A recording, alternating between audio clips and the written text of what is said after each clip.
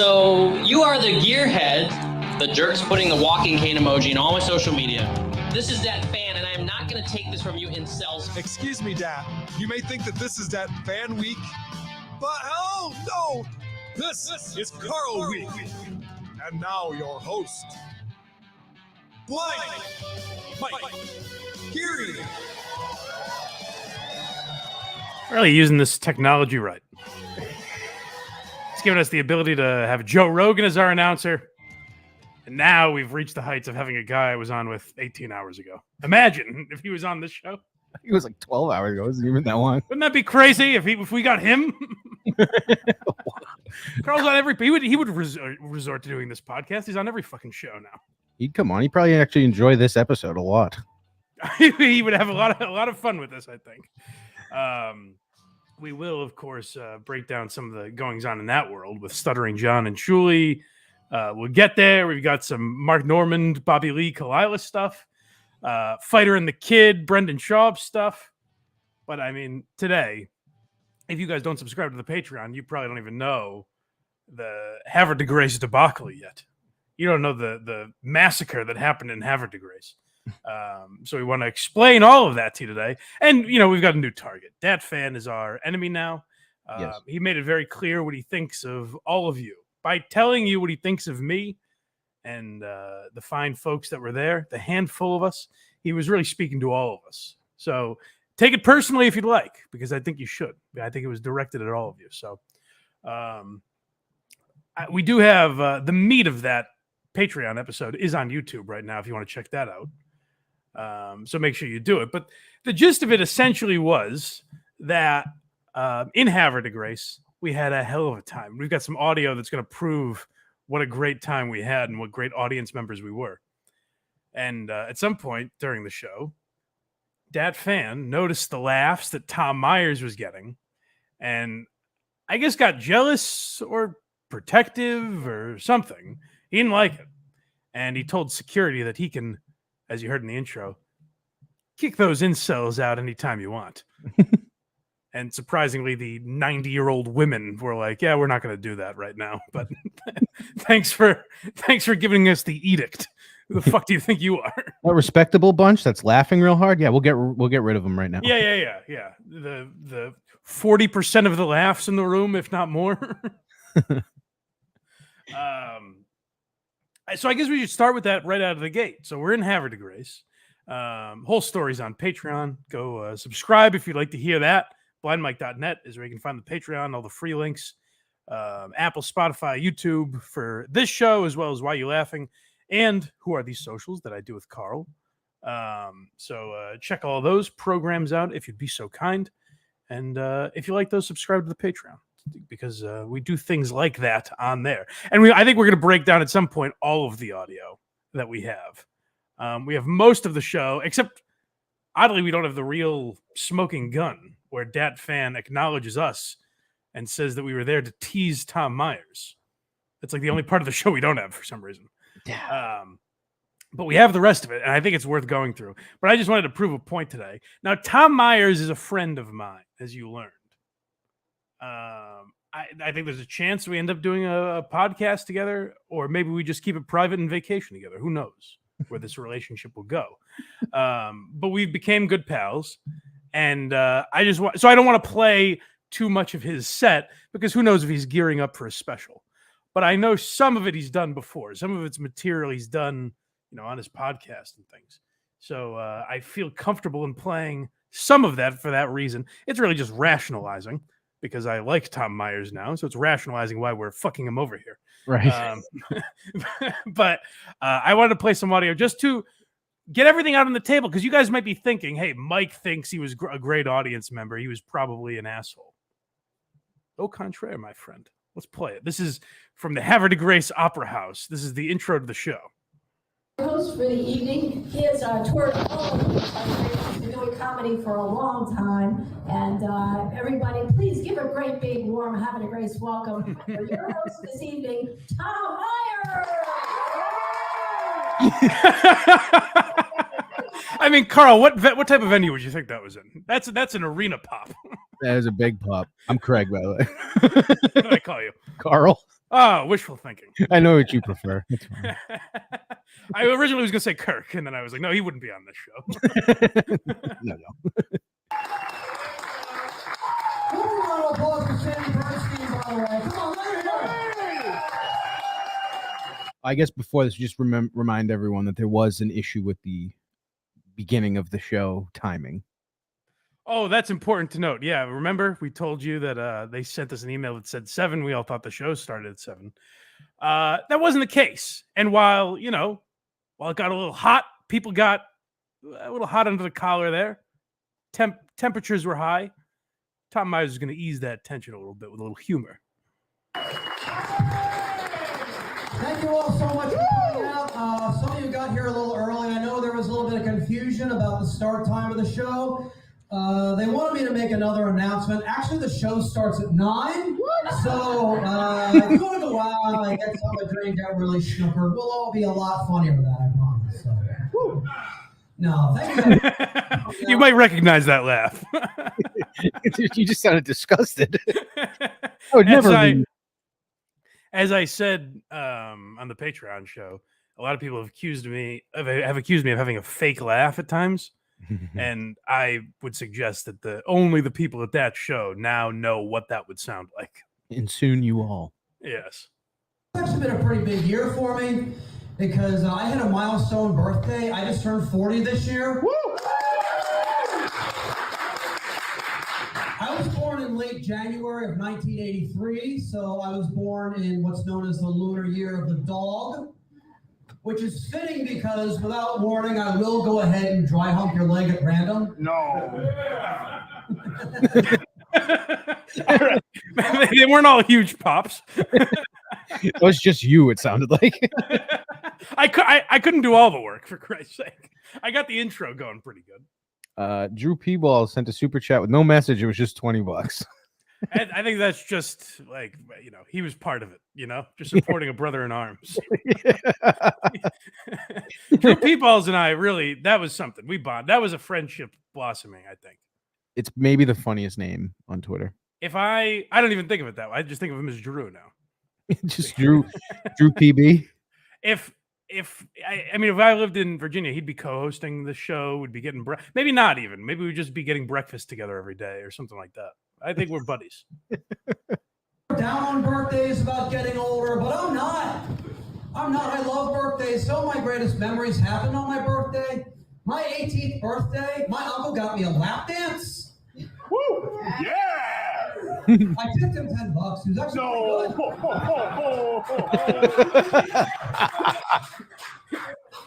Justin's the one. Well, I don't know. Anyone could be taping this. I have no idea. I'm not implicating anybody, but I think Justin may have been close to the microphone. I think he was awfully close, maybe right on top of it. That's why I'm not actually showing the video, because the phone may or may not be in someone's pocket. Yeah, that's fine. It's about turning 40, of course. It's not so much that, when you get to be 40, you have to pay to have someone put their finger up your ass. It's just that it's going to be the first time I'll have to do it for medical purposes. Oh, Jesus Christ. I'm trying to get the people going here. All right, skip ahead a little bit. I want to get to this Oregon Trail joke because I think that was the biggest ovation of the night. Because Tom's really feeling that's where I felt the Michael Scott moment, where the episode where Michael Scott's addressing the shareholders when Dunder Mifflin is facing bankruptcy. Yeah, and Michael Scott gets on the stage and he's just feeling it. We are going carbon neutral, and he's doing the twirl and he's getting a round of applause. This was his Michael Scott moment, I felt like. Ways to die. I'll tell you why, because to play Oregon Trail, what you do is you collect a family, you buy supplies, and you travel from Independence, Missouri to Oregon. That's the game. It was before Xbox Live. Sue me, all right? But there was no cool ways to die. Boy, my laugh really stands out in this audience. You can be loud just in general, but when you're like, I'm gonna really amplify right now. For context, I'm at least 10 rows behind Justin. Super chat from Box Eating Dad. Where was Craig on January 6th? Great question.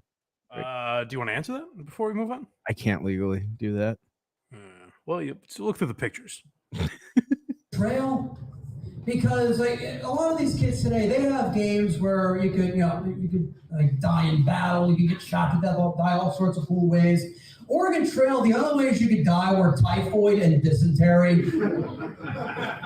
Like kids today, I'm gonna be honest right now. So far, it feels like a moment where, like, I'm trying to think of a good example, but to us, it felt like we were seeing the Beatles at Shea Stadium. Yeah. And now listening to the audio, it was maybe a little different. No, it picks up. It for sure. Okay, good. From a place of glory, my generation, contaminated food and bloody diarrhea. Oh my God. We couldn't play games like Oregon Trail anymore. You're making the audience laugh harder than he is. Thank you. Right? I'm delivering. Yes. No, all our games had to be educational. And I remember there was this one computer game we were playing. It was about mammals. And the object of the game was you would go ahead and click on the name of the mammal, and it would tell you how to pronounce the name of the mammal when you clicked on the name. Sounds pretty cool, right? There were a couple problems there. They had one of the animals they had was a donkey, but they didn't call it a donkey. They called it an ass. Also, We didn't see it going there. I don't think Justin did. Suburban Tug Time, $2. Jazz for Friday, BIMP. I think he meant BMP, but wrote BIMP. Oh, well, thank you, buddy. We're all jazzed. Oh, super. do you know that there's a mammal called a dick? What? No. Now, hold on, Craig. As an outside observer, you weren't there. Are we being assholes? Like, this is all in good fun so far. So he can't see you, I'm guessing, from the stage. Right. Well, the lights were on. Completely? Yeah, it was weird. Oh, okay. I mean, like dimmed a little bit, I guess, but they were on. All right. So typically you can't really see that far from the stage. Yeah. So normally I'd be like, he's just blindly killing. Right. So I don't know. Yeah, there's no reason. Like, we are going like, oh God. But if you think, here's my thing. If you think these jokes are funny, because like if you wrote these jokes, you think they're funny, I assume. You're telling them on stage, you think they must work. There's no reason to assume that the reaction you're getting is sarcastic, right? No. All right. And even if you found out you drove from Boston to pay to see him, I think you'd be fine. Plus, he did talk to you after. So if he did, He was excited that we came from Boston. There you go. It's a species of antelope. So you get like 30 middle schoolers, 30 public middle schoolers, 30 Harford County public. That's not even us. See, we got the energy up so much that it was infectious. You were definitely laughing in there. Oh, maybe. Let's rewind. Let me hear that again. Hold on. It's true. It's a species of antelope. So you get like 30 middle schoolers, 30 public middle schoolers, 30 Harford County. That's you. In one room. Here's what you get. Ass, dick, dick, dick, dick, ass, ass, dick, dick, dick, dick, dick, dick, dick, dick, ass, ass, ass, dick, dick, dick. Listen as this goes along. Dick, dick, dick, dick, ass, ass, ass, dick, dick, dick, dick, dick, dick, ass, ass, dick, dick, dick, dick, dick, dick, ass. I don't have that much material, so I'm just trying to fill time. Dick, dick, dick, dick, ass, ass, dick, dick, dick, dick. Then you notice how the one kid, black girl, dick, dick, dick, dick, ass, ass, dick, dick. There we go. We're the last class. We're the first and last class to ever use that program. Because we kept incorporating it into our conversations, you know. Boy, Vice Principal Bauer is a real dick. Jenny Ramirez in math class, she has a nice ass. You know, it was relax. It was before people were woke, before people became PC, all that fun stuff. We were all horny. We were all like horny kids. You're all horny. At least I was. My mother would come to my bedroom and be like, "Tom, do you have a lava lamp on in here? What is this?" What? Lava lamp, Mom. I gotta say, I remember this so much differently. Well, if you I can, should have. I was so confident that I didn't listen to it beforehand. I was just like, he crushes here. if it goes up and down, but if you hear, if you can hear the one laugh that's really laughing, it is you. So you just block it out. That's certainly me. Can we maybe go to the end of his set and hear his ovation when he gets off? You don't want to hear the thing that we Oh, I played? do. I want to hear that as well. Let's go to that first. Okay, I think it's about here. If I want to see a Woody, I want it to be a 34 wagon. All right, that was for my silent. That was for my aforementioned silent generation peeps in the crowd. I gotta appeal to everybody these days, you know. But no, doing comedy is fun. I have a lot of fans. I have a lot of supporters. I get a lot of pretty weird DMs though. Like this one person came in my Instagram DMs, and he actually asked this. He asked, "Hey Tom, when are you gonna start being funny?" And I said, "Probably when I stop banging your mom."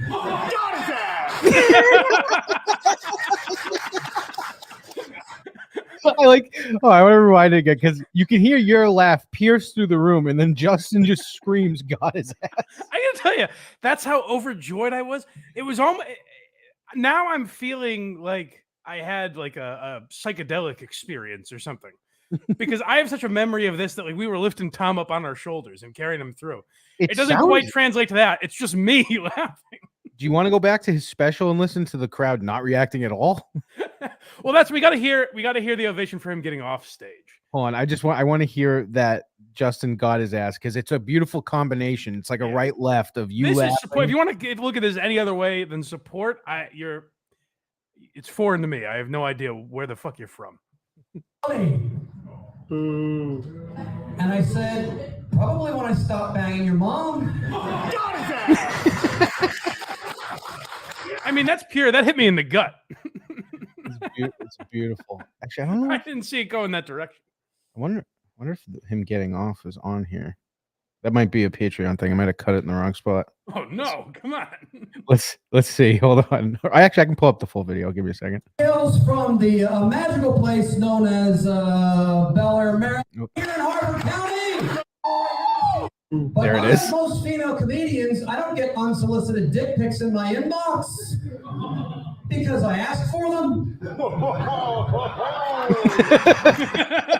Every Grace, it's been a pleasure. Thank you so much.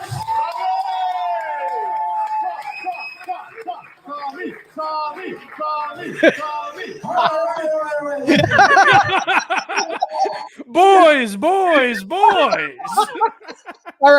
right. Guys, enough. Chef Lewis super chat. Memories, $5. Chef Lewis was there. I wonder if he had the same experience where he's like, no, I swear we were louder. But loud or not, is that a disrespectful audience, would you say? No. Guys, in the chat, tell me if I'm wrong. That seemed perfectly fine to me. I mean, now it is. At the time, no. Well, in hindsight, sure. So I think we'll do this all on Patreon someday. We'll look through all of this audio because there were some gems. I think Fez Grimes more than anyone had the set of his life.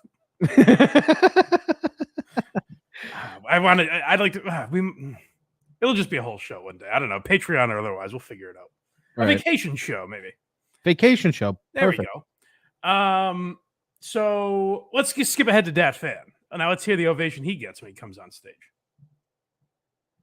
So, are you guys ready for your headliner for tonight?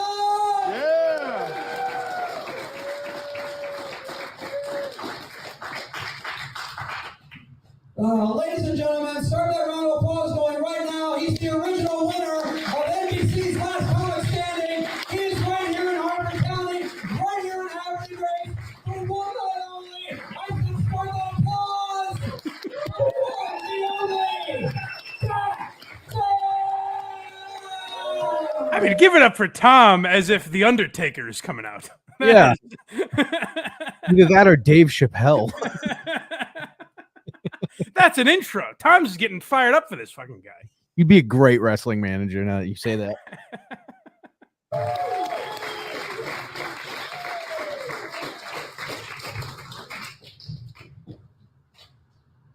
Today, Dat.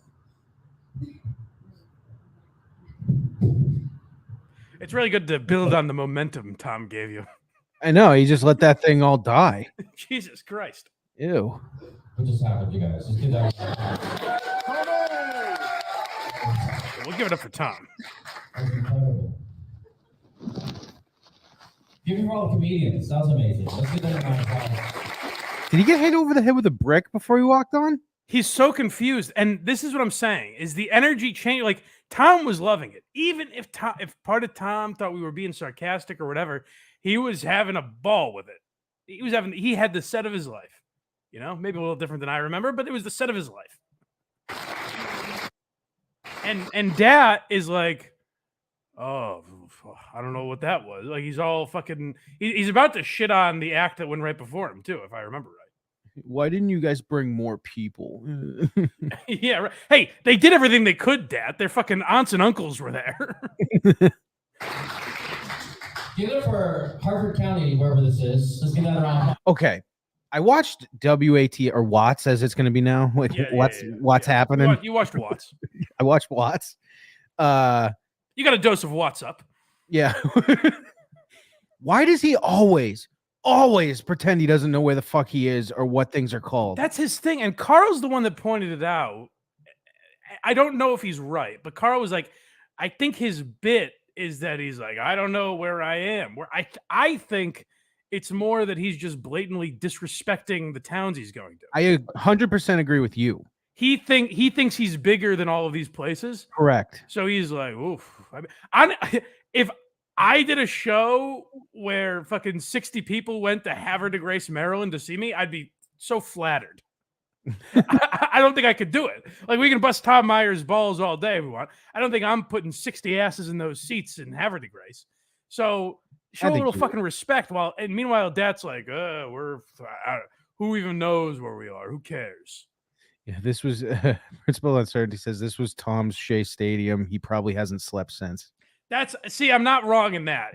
Maybe for me, I'm remembering it differently, but I think for Tom, and that's the goal that I said to the boys. I said, fellas, if we do our job, Tom is going to put his head on his pillow tonight thinking, I am the fucking man.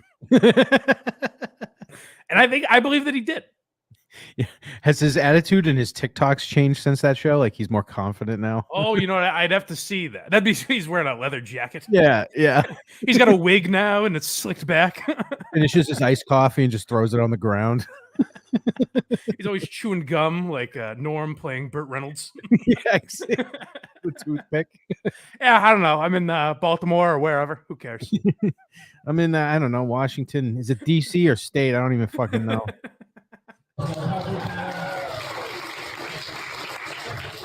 Howard Grace, I had some ice cream today. Delicious. What is this place? There's a memorial. There's a vet. What the fuck is that? Yeah, he's just going to talk about the town. He doesn't do material for most of the set because I think he was nervous about it. I think that his ego suggested certainly we couldn't be there for Tom Myers. We must be there to fuck with him in some way. When he was like an afterthought in all this. Right. Someone made the point. I saw this on Twitter. Someone said, do you think it's possible, like he's blocking people that leave that blind cane emoji on his Instagram now? Mm-hmm. I guess he's blocking people that do that. I should check my status. Please do. Someone said, do you think he had a cunty attitude because someone that listens to this show messaged him and was like, hey, they're coming for you, that sort of a thing? No shot. I don't think anyone would do that. No. But if you do, you're dead to us. I'm still safe, by the way. Oop, a new post. So I will put the blind emoji on it right now. Thank you. As we speak. Yeah. A simple blind man walking with a cane. I don't know why anyone would get blocked for that, but he's blocking people apparently. Because he remembers you and he's like, oh, fuck. The white canes are coming for you, son. He's into the, the Marvel people, so he might think you're Daredevil. Hey, you better learn some different accents. If you learn the one that makes me laugh, maybe I'll... There, praying. I'm eating ice cream. There's a harbor going. People fishing on the pier. One is broken. Okay, so let me describe Havre de Grace. Beautiful town. I can't speak to the whole area. The little area we were in, the strip that the Opera House is on, a lovely little section of Havre de Grace. So, I mean, I guess there was a pier not far by. There was an ice cream store, as you heard. And Dad is walking on stage like, what the heck is this town? I mean, you got a body of water and ice cream. I've never seen a town like this. And this is coming from a guy who's living in his car right now. Dad, where have you gone in the world? It's called iced cream. Like the stuff, is it the stuff you put in coffee? They just throw it in the freezer. I don't understand. What is this? You serve it? But all he said was, "I've eaten ice cream." Yeah. It's crazy. He's eaten ice cream so far, and he's seen water. It's Wow. wild. Lovely. What the fuck is happening out here, guys? It's wild. I visited. It's me. Hey, look! Listen to who's supporting him. A very distinctive laugh. I don't. That was somewhere. There's a Chick-fil-A out there, you guys. I learned. And a Starbucks. We're giving it up for Chick-fil-A. I don't know. Now, remember, we're supporting Dat Phan through this because we have no idea his views on us at this point. Right. Or at least I did. They didn't. The boys might have heard it, but I didn't find out till after. So we're supporting him, doing our best. But he's literally saying, now we've discussed the water and the ice cream. But get this, guys, try and put yourself in that situation. And I understand now, in hindsight, if some of you were afraid to go to Havre de Grace, not only do they have water and ice cream, there was also a Chick-fil-A. Whoa. Try to put yourself there. I mean, who could even imagine what town is like that? It's so wacky. Super chat from Justin says, at 4140 is where the woman asks where people are from. Oh, okay. You want to pull that up real quick? Yeah, give me. That's actually interesting. If it's gonna take you a minute, you can play Dat while you figure that out. But I'll play some Dat. Chinese restaurant coming in 2 weeks. I think that's where Luke Skywalker grew up over there. There's no cell signal, you guys. I'm telling you right now. I was there for 2 days because I got lost. I was trying to get here. So, yeah, this is a very mixed crowd. There's a... Oh, here he goes. There's a group of guys back there, and there's a group of women here. I thought this was a bachelorette party. Oh, yeah, he thinks we're colluding with the women. Colluding with them? I think that's what he was suggesting. He's like, there's a group. Why else would you say? He doesn't say anything. Rewind that. He goes, there's a group of guys back there, and there's a group of women here. He's referring to us and the girls that I said were laughing at similar things to us. I think you guys laughing was making them laugh, from what my ears are telling me. I think so too, which is why he thought we were in cahoots together.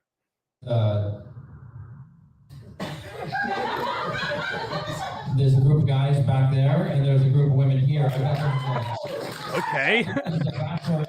Interesting. That's how every show. Imagine if you go see, pick your comedian. You go see Brian Regan this weekend.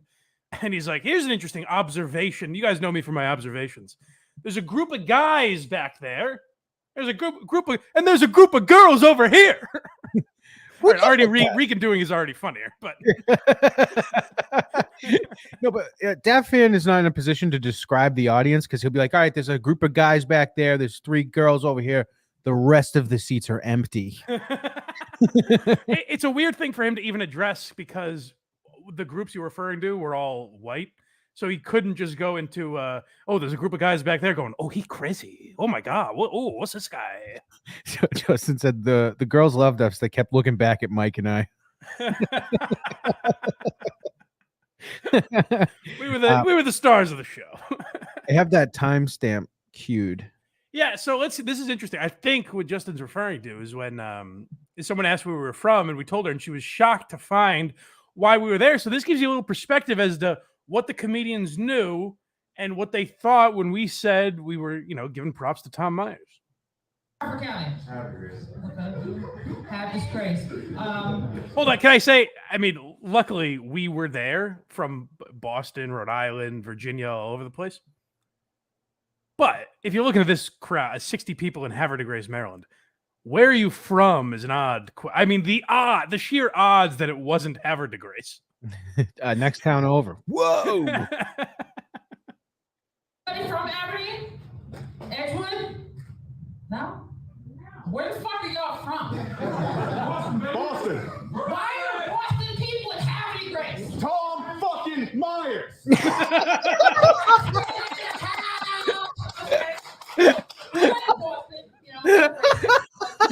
I mean, come on. Is that anything other than support? What?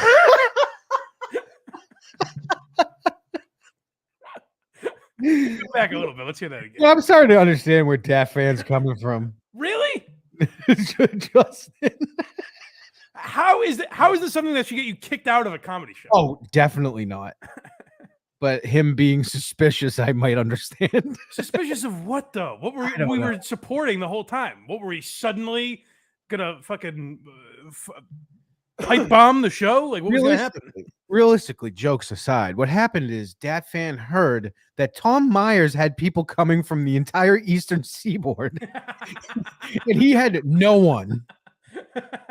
That's what I'm saying. Is this all boils down to jealousy? He was upset that Tom Myers had fans there. Exactly. Let's hear that again. Go back. Anybody from Aberdeen? Edgewood? No? Where the fuck are y'all from? Boston. Why are Boston people in Havre Grace? Tom fucking Myers.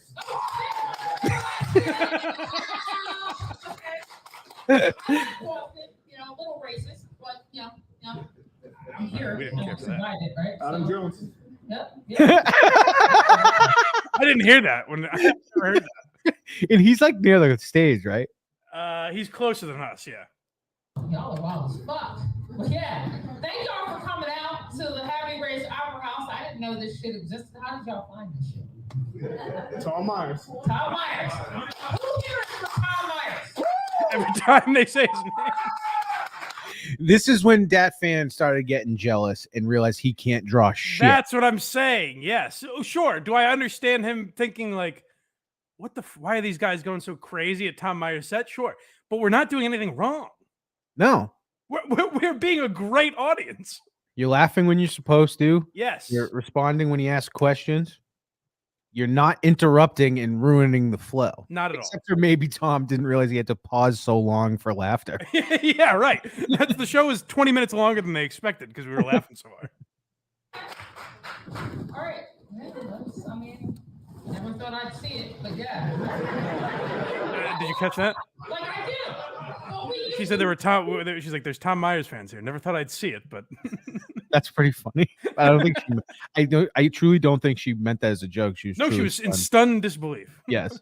CDs to roll blunts on. That's what we did. And let's not spoil too much of the humor. Let's go back to Dat real quick. I'm back to that.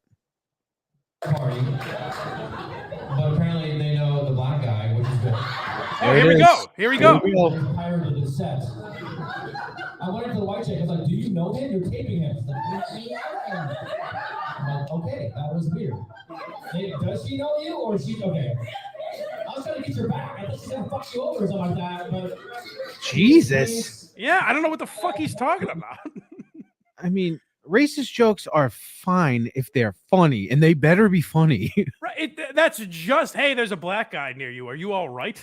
Do you need me to get the mace? And she's like, yeah, I know. Hey, do you want me to talk to security? I've been talking to him all night. Yeah, they don't do much apparently, but that's his posse. There's dudes back there screaming for Tom. I don't know what the fuck is happening. Whole thing happening. Tom. My fans are kind of scared. My fans are the ones that look like we're about to listen to Toto after the show. what fans? He goes, my fans are kind of scared. That's the thing. There was no one there for Dad. That's why he had to say that. Right. Oh, he sucks. He's the worst. So I think we should play the rest. We'll go through that whole thing on Patreon. If people are into it, let me know if you guys want to hear more from the likes of Michelle, where's your house key? That'll be a night. Yeah, that's actually a perfect vacation episode. So we'll hang on to that. Yeah. Justin says, by the way, stop saying I illegally recorded this. I wasn't there. I believe Tustin sent this recording. Oh, I didn't say. I said I was. I didn't think Justin recorded. I just said he was near the microphone. Yeah, he was near the microphone, and I said, yeah, he's really close. And Yeah, that's how we were able to obtain it, because I think Justin bumped into the guy after. Whoever recorded it had the phone in their pocket, so we'll never know. Yeah, it's hard to say. It's hard to say. No, but it's probably that. It's to probably expose us. Yeah, he was trying to get you. You know, at the end of Titanic when that guy slips the necklace in Leo's pocket. That's exactly what that did. He chucked a That's record. right.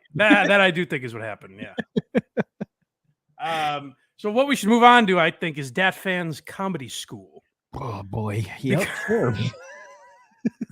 Because maybe he can teach us a little bit about how to be a better audience. I should be going to audience school, because apparently I don't know what the fuck I'm doing out there. Yeah, how to be a better audience, you know, how to feel comfortable on stage, and how to make everything more complicated and not be self-aware. Let's figure out what he's doing. Yeah, so I didn't know this. We recorded yesterday an episode that'll be up in a couple weeks for Why You Laughing, the brief rise and rapid fall of Dat Phan. And I didn't realize until doing research for that episode that the pandemic was most hard on Dat, because it didn't only affect his gigs, it affected his side hustle. And I heard him mention teaching in this interview with some woman, Natalie Gray. She seems a little nutty, but they are talking in this interview, and Dat mentions he teaches. And I think, oh, like Stuttering John. That's pretty cool. Oh, he's making $2,000 a week. And I got to say, it's rare that I say this. Stuttering John is miles more noble profession than what Dat Phan has been doing. People are begging to pay John thousands of dollars to come on their podcast. Yes. Doing much better. He's doing significantly better. But I just mean he's also doing better in the world by teaching, because this is what Dat Phan is using his skills for lately. So the pandemic hits, you're like, oh my God, I'm losing tens of thousands of dollars in tour money. And like, what? That's debatable. Can I just say that? I haven't seen, I'd like to see the files. I'd like to see the books. Yeah, because especially in Havre de Grace, because it's not a comedy club. It's not like, hey, we're going to pay you this. If you hit this ticket goal, we'll add to it. Right. It's not what's happening in this Havre de Grace. It didn't seem like it. And how many of those tickets were comped by family? I'd have to imagine the majority. I think we were probably the only suckers that paid for tickets. I wish, because you know how Dad said on his set, he was like, my fans that we were just talking. Yeah. I wish he asked for a round of the problem is you guys would have clapped. But if he was like, oh, who came for me? And it was dead silence, would have been the best clip maybe of all time. Yeah, and I don't know that we would have, because we were honest in the fact that we came for Tom. Yeah, but at that point you weren't pissed at him, and you were right. just We may have given a clap of support, sure, because that's the kind of guys we were until someone spit in our face.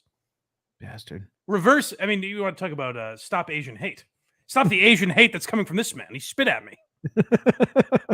Calls from your bookers going, "Hey, this tour's cancelled." Or Orange County canceled his booker. So he rolled over in bed, and she told him. He put on a hat that says Booker. I'd had to turn down like $5,000 gigs, like in Ohio, to go out to the university and do a show. I mean, that's for one show. To be fair, he probably does do well in certain colleges. Things maybe. But can I tell you? Here's a little Stuttering John thing. Mm-hmm. No comic tells you that. No comic tells you what they're making, because A, it could affect other gigs. It could affect negotiations. Like, they would like to make more money. Mm-hmm. Also, it's just tacky. You don't announce what you're making at gigs. So that's the only reason I think Dad is lying about that. Like you said, I bet he does well with like corporates and stuff like that. Maybe because they see the last comic standing thing. That probably still means something to them. Yeah, I think he's safe, or at least is capable of being like not cursing and stuff like that. You know, the only thing that could get him in trouble is Asia. Well, I mean, unless he breaks out that black material. Yeah. God forbid, corporates. If you're looking to hire Dad, go for it. But you know, maybe the black guy at the company stays home that day, because Dad will have a field day. Oh, imagine if there's a black guy in an audience. Did you ever see the clip of Ari, Big J, and Tony Hinchcliffe saying what they made at a gig on the count of three? Did you ever see that? Oh, I need to fucking find that. They might have deleted it, but they were talking about some place that they made stupid money, and all three of them like, yeah, we made stupid money at that. And you guys want to like tell each other what we made? So they count to 3 and they all say what they made. Ari made 15 grand for one gig. Big J said 11 grand. And Tony Hinchcliffe says 5 and then he gets super fucking pissed. That's funny. That is hilarious. That's very funny. But yeah, like sure, there are moments like that where they will talk about what they. But I'm saying in general, like especially the kind of comedian Dat Phan is, it's just tacky to be like, you know, I make 5, and then he's so unconfident in that, like he doesn't even think you're gonna believe it, that he's like, and that's for one gig. That's not for 6 months, like you probably think that it is. College. If he does get college gigs, they pay stupid money, and same with. No, I believe him. But it just has the elements of the way a liar talks. He's got the same mentality, but maybe actually cashing checks. That's certainly possible. Because I'll tell you why that's possible. Because if he's just doing these gigs, like the one I saw him at, that's not a living, I don't think. It's not enough gas money to get to the next gig. Right, yeah. And like all these universities, they're canceling, comedy clubs canceling. I'm not going to Florida this year because of the thing. We haven't solved the pandemic issue yet. So like, and Florida never recovered. Never. That's why they were such a mess during the pandemic. They didn't know which way they were going because they were like, a datless year? What the fuck are we going to do? He's missed his Tampa game. Hey, don't New York my Florida, pal. That's what those shirts meant. Spiraling. It's like one month after month after month, all these gigs are disappearing. And that's my primary, that's what I do. That's my main job. Right. What I do is I tour. You know, all this. I want to know what his non-main job is now. I think we're gonna find out, I guess. Auditioning, all this other stuff's extra. And then, you know, when I teach, I don't make anywhere near. When I teach stand-up, it's not anywhere near what I make when I tour, obviously. I can't charge this so much. Ladies and gentlemen, please pay attention and eyes forward for Mr. Phan. I want to see a show, right? Be like, this is a student of Dat Phan. He just comes out and starts calling people the N-word.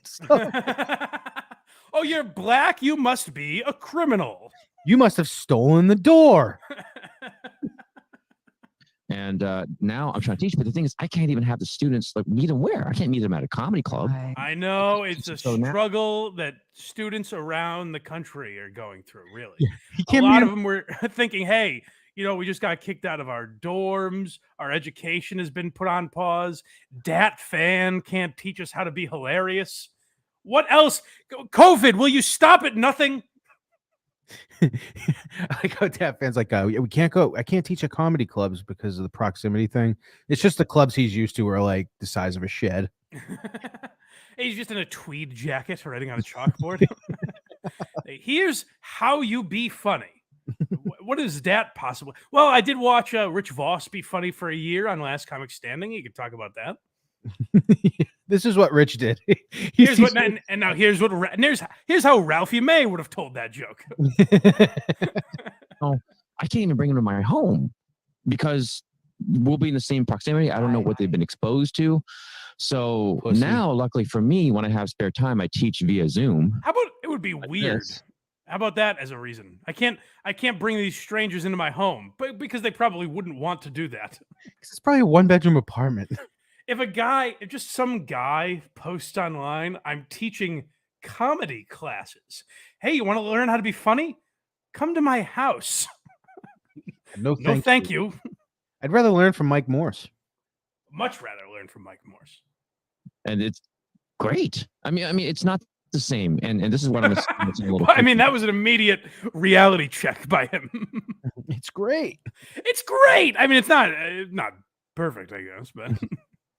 But who's like, who has aspirations to be a comic and goes, I need to learn from Dat Phan.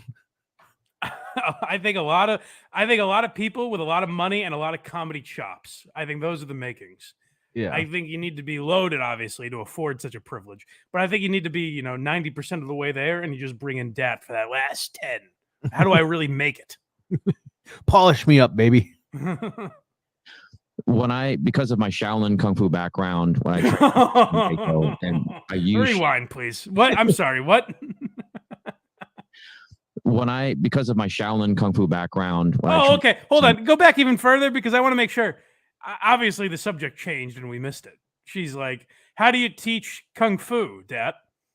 This. And he was like, "Oh, that's easy." And it's great. I mean, it's not the same. And this is what I'm going to sound a little kooky. Because of my Shaolin Kung Fu background, when I trained in San Diego, and I use Shaolin martial arts philosophy in my comedy, I teach energy transfer. I teach energy transfer through. He's not wrong. He's not wrong. You guys had the energy up in the room. He entered and it energy transferred to a different county. I think he must have sensed bad energy in the room. Ooh, this is Tom Myers energy. What is this? Oh, fun stinks. Boo, get out of here. That is, I hear all the greats, like in that Talking Funny thing with Chris Rock and Louis and Seinfeld and Ricky Gervais. All the greats really talk about transferring energies. And by the way, that's something guys at their level can talk about and get away with it. Right. Because you've reached a level where you can be a little pompous. But I mean, saying, "Hey, I was on a thing 20 years ago, and the knowledge I accrued from that told me I should focus on transferring energy before I think about writing a new joke." And I do that when we're in the same room, but I can't teach transfers of energy very well through a screen. Right. She's like, "What the hell?" I tried leaving some of that in because she was even. So the pandemic hits, you're like, "Oh my God, I'm leaving." I accidentally restarted that one, but like she's just I think she's trying to get through this. She's a little kooky. I think she spends a lot of time just talking about herself. So my take on it was this lady, Natalie Gray, is just nodding while he speaks to get to a point where she can be like, "Well, here's my thing." She also has crazy eyes. She's a kook from what I've seen here. She looks like she's trying to transfer some energy into Dat Phan by way of death. All right, what's next? He's a master at this. This is about comedy timing. Okay, good. Now we're being brought to school, folks. I hope you got your notepads out, your 3-ring binders. Number 2 pencils, please, if you wouldn't mind. Yep, I'll give you guys all 3 more seconds to get those things collected. Yes, get your rulers out because this is not going to be a lesson in joke writing. You might think we're going to comedy school. We're going to need to write some jokes. Mm-hmm. No. You need think more protractors and calculators. Yes, and graphs, lots of graphs. But Shaolin Kung Fu is what I keep forgetting we're making slight references to the Why You Laughing that'll be out in 2 weeks. Well, but even what he's talking about, hey, just imagine asking like, "Hey, Andrew Dice Clay, how'd you get to be so funny?" And think of him starting an answer like this. But Shaolin Kung Fu is what I got into later on. Oh, really? Of course, you studied Kung Fu. Joe Rogan doesn't even talk like this. No. It's fucking nuts. Yeah, he's like, "I could make you laugh or I could kick your head off." Yeah, they're 2 separate entities. Yeah. They have nothing to do with each other. But here's the thing. I'm sure Rogan probably does make analogies like between like training for MMA and like getting ready for a show or something like that. I'm sure he's done that. But Rogan's playing arenas.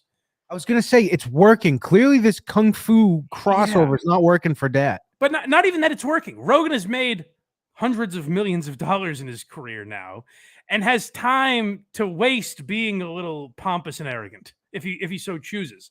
Dat Phan doesn't have that kind of time to waste. It should all be that energy that he's referring to. Put it into something. Dat, go outside of your comfort zone. Try and just, meditate for a moment and think joke writing. That should be your mantra. Joke writing. Joke writing. What's that? But Shaolin Kung Fu is what I got into later on in life. What I learned from stand-up comedy compared to martial arts.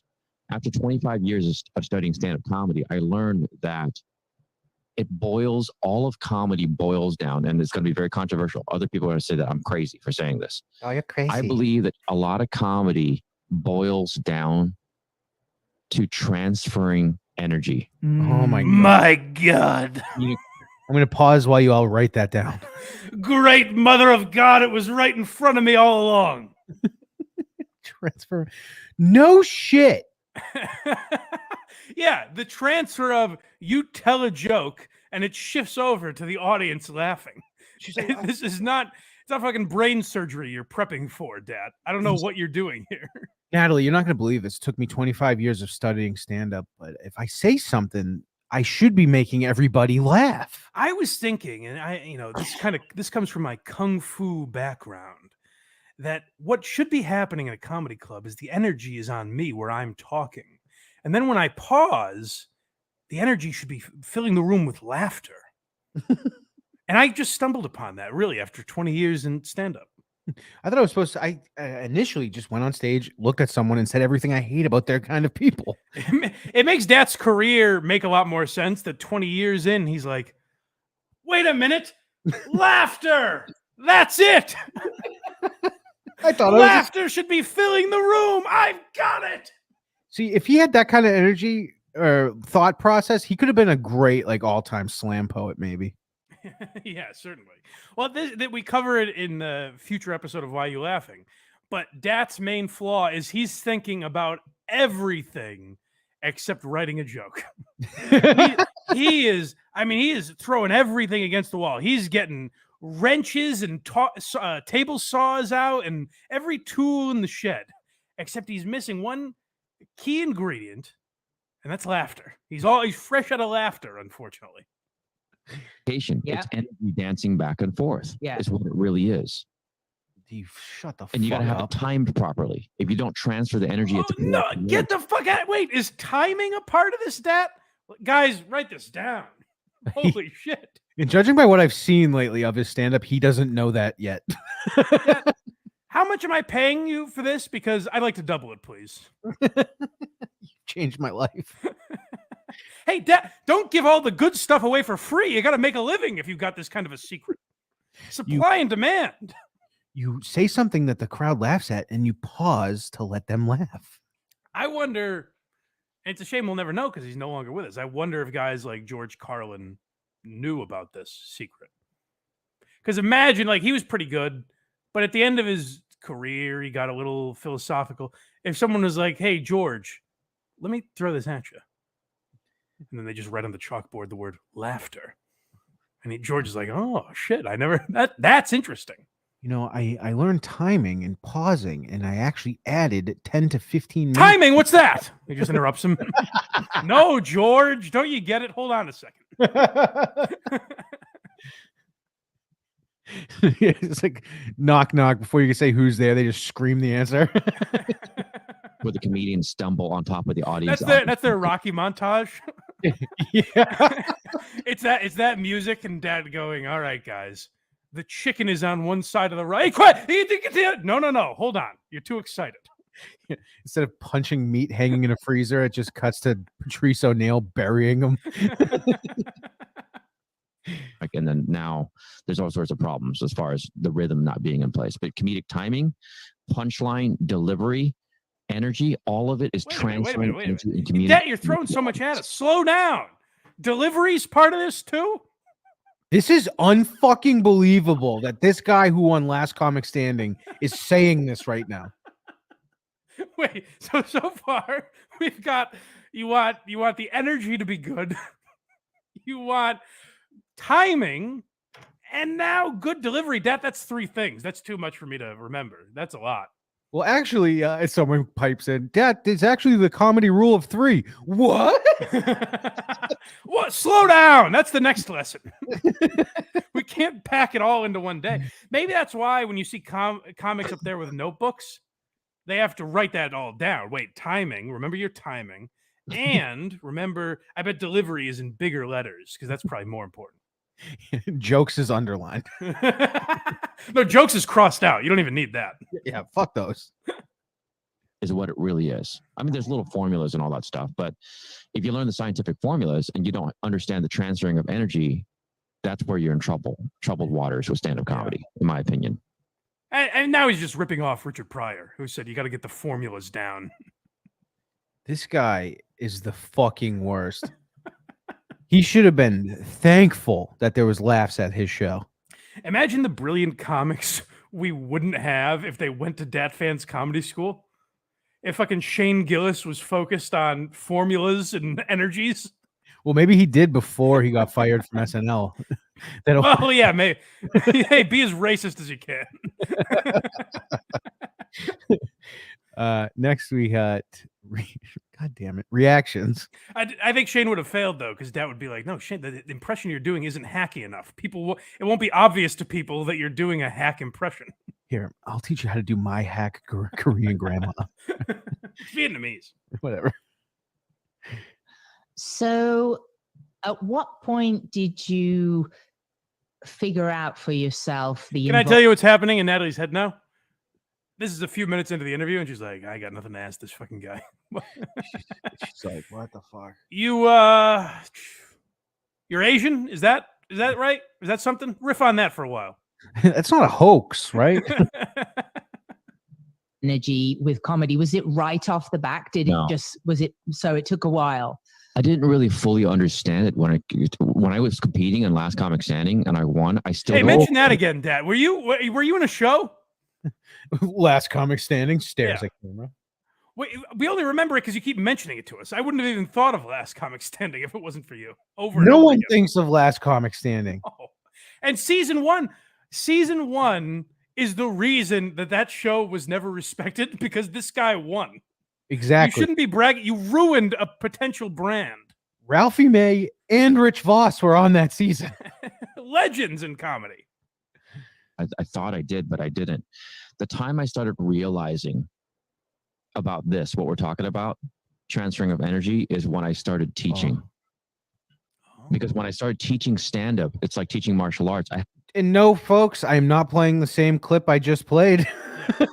It's exactly like teaching. Yeah, he's really giving us the inside dope on the teaching biz. It's exactly like he's like Conor McGregor's trainer, basically. That's essentially what he has ascended to. Right. He's a cut man in the corner of the room. Not only for me to do it, I had to get the student to do what I'm trying to communicate to them. And how do I reach these kids? There's this thing I suck at, and that's communicating. I gotta say, it's been a little bit of a hindrance in both my teaching and comedy careers. I'm not a great communicator. I'm not good at making points into relatable things that people can digest and take the way I would like them to. I'm not good at that, really. Way that can get it across to most students is when it comes down to energy being transferred. He got it confused if he was doing his mother or him there. He's talking about communicating and everything and just fumbles the word energy. It's crazy. And I even prove it to the students. I go, look, I'm going to do a certain way. I'm going to pause here. And even though you're trying not to laugh, I will either get you to laugh or I'll get you to react somehow. 90% of the time. So, all right, I'm going to pull out a gun.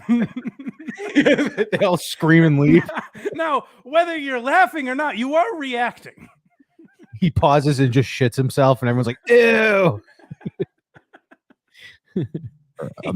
He just pulls out a finger from one of his prior students. He's like, now this is a reaction. I promised you one thing, and that was reactions. They actually reacted to whatever joke, structure that I'm telling them, if it's done a certain way. So I like that he just wanted reactions. Well, Tom, I keep doing that. Dad, what the fuck do you think we were doing at your show? We were reacting to you, you arrogant cunt. Hey, maybe if I don't get him to laugh, I'm going to get him to react in some way. We wouldn't have done that if we weren't just trying to help you out. Like, I didn't know when the jokes were and there's going to be, when we go through that whole thing, there's going to be a lot of times where you don't hear me laugh. It's not for lack of effort. It's because I didn't realize the joke was over.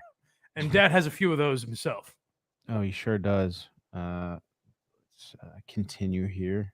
What's the next one? I forget what I titled these. I don't know if they give me any hints to what they are. This is eye contact and delusion equals success. Well, first of all, part of this feels directed at me. It feels a little personal. But we're gonna realize more of the key formulas. So far you've got something we never knew. Timing and delivery make for good stand-ups. If you got those down, you're well on your way. That's worth nuts. That's worth the $200 an hour he's probably charging. Timing? What? Let me grab my checkbook. That's like That's legitimately like if on your first day at Carnegie Hall, they were like, you know how you get here? Practice, practice, practice. He's basically We'll Henry. see you guys next week. He's Henry Winkler on Barry. Yes. Yeah.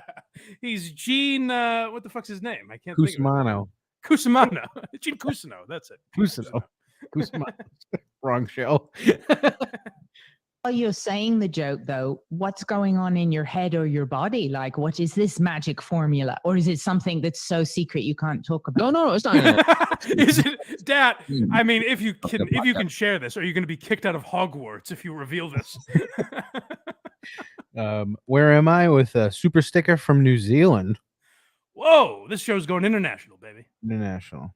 But the best way I could put it is one, a lot of the energy transfer has to do with eye contact. My God. As a matter of fact, I have a camera. Hold the phone. Why aren't you pausing in stunned disbelief? We have added eye contact to the list. So now he's just read like how to succeed in business. Oh no, he's physically explaining it now. We start talking. This is unbelievable. Yeah. And here's what eye contact is. It's when you look at someone. You know what this is? Has to do with eye contact. As a matter of fact, I have a camera that's right in front of your face. So when I'm staring at your face, I'm staring right into the camera right now. What? Your head is behind the camera, literally. Okay. Oh, I don't even know what to believe. This was all orchestrated, Dad. I feel cheated. This is unreal that he thinks this is like philosophical. Hey, I think it's worth every penny so far. So you're telling me make eye contact. I guess I'm fucked. Maybe that's why Dad didn't want me there, is he couldn't make eye contact with me. Where's this goofy guy looking? Every which way. He doesn't want to look at me. You know, a lot of people, the camera's up above. Oh, yeah. It's amazing because your eye line is pretty good. So you trained yourself, instead of looking at my face, you train yourself to looking kind of at the camera, right? Or in that direction. I mean, for me, of course, on my screen, I'm looking into your eyes and you're just a little probably below my actual webcam. So she's like, no, I'm not doing that, actually. No It's one kind of just gets a a happy accident. Fucking loser. See, even your instincts is to look into my eyes, even though that's not what. Because we're human beings, you fucking idiot. Also, I gotta say, I don't even know if eye contact does fit one of the rules of comedy, because it shouldn't just be one person in the audience. Have you ever walked up to someone, turned your back to them, and said, "Hey, how's it going?" No. Yeah, Dat read a book on how to succeed in business or something. Next thing he's gonna, another key of comedy, a firm handshake. I'm gonna do I'm looking backwards right now. I'm gonna do the rest of the show like this. Does this work? I think one of the pillars of success in comedy is making sure your resume is polished and doesn't look old. You want the audience to think like, why has he got Wendy's when he was in high school listed on there? That doesn't make any sense. Cameras. Yeah, for sure. So I believe that is definitely one of the main part of energy transfer when you're doing stand-up comedy. Like I said, a lot of people would think I'm nuts for saying what I'm saying right now, but yet. No, Dad, I think you're fucking batshit. You're not just nuts, my friend. You're well past that. What? He's saying in a way, we think he's insane because he's, gouging people for these horrible classes. But what he's saying when he's like, you guys are going to think I'm nuts, that's like, the fun aunt at your holiday party being like, you guys are going to think I'm crazy. I had 2 bowls of ice cream last night. Oh, was I? Whoa. Oh my God, was I naughty? Wow. He's saying in a way like, you're going to think I'm crazy, but can you believe what I did? How far I got in stand-up comedy. I know. Whoa. We got to rewind. How far did you get? He must be saying you guys must be embarrassed by how far I got in stand-up comedy. Eyes, even though that's not what the camera is. Yeah, for sure. So I believe that is definitely one of the main part of energy transfer when you're doing stand-up comedy. Like I said, a lot of people would think I'm nuts for saying what I'm saying right now, but yet look how far I got in stand-up comedy. I know. I'm doing Havre de Grace, and I drew no one to the show. I have made it all the way to Havre de Grace. Don't you understand? I got in my car and drove from San Diego to Havre de Grace with a Florida pit stop in the middle. And the headliner in the hearts of the audience opened and hosted the show. That would be douchey if Dave Chappelle said it. but at least he'd be right. Chappelle does some of those things where he's got the C on his sleeve now and all that shit. Where I'm like, that's a little douchey, but he is one of the greatest ever. So you give him a little pass. This is last comic standing winner of season 1, saying, "Look how far I got in comedy. I peaked at 26 and never got another opportunity after that." I want a show where Ralphie May slept on a bunk above me. They hoped it fell on me. That was the show. And you'll see more of that when we do the Why You Laughing. Keep an eye out for Why You Laughing. Got to be something that I'm doing here that's working, and I use the same technique on the audience. Whoa. I use it during the Zoom shows. That's why I have 3 monitors here when I'm doing Zoom, so I could monitor the people and look right at whoever I'm talking to. Right.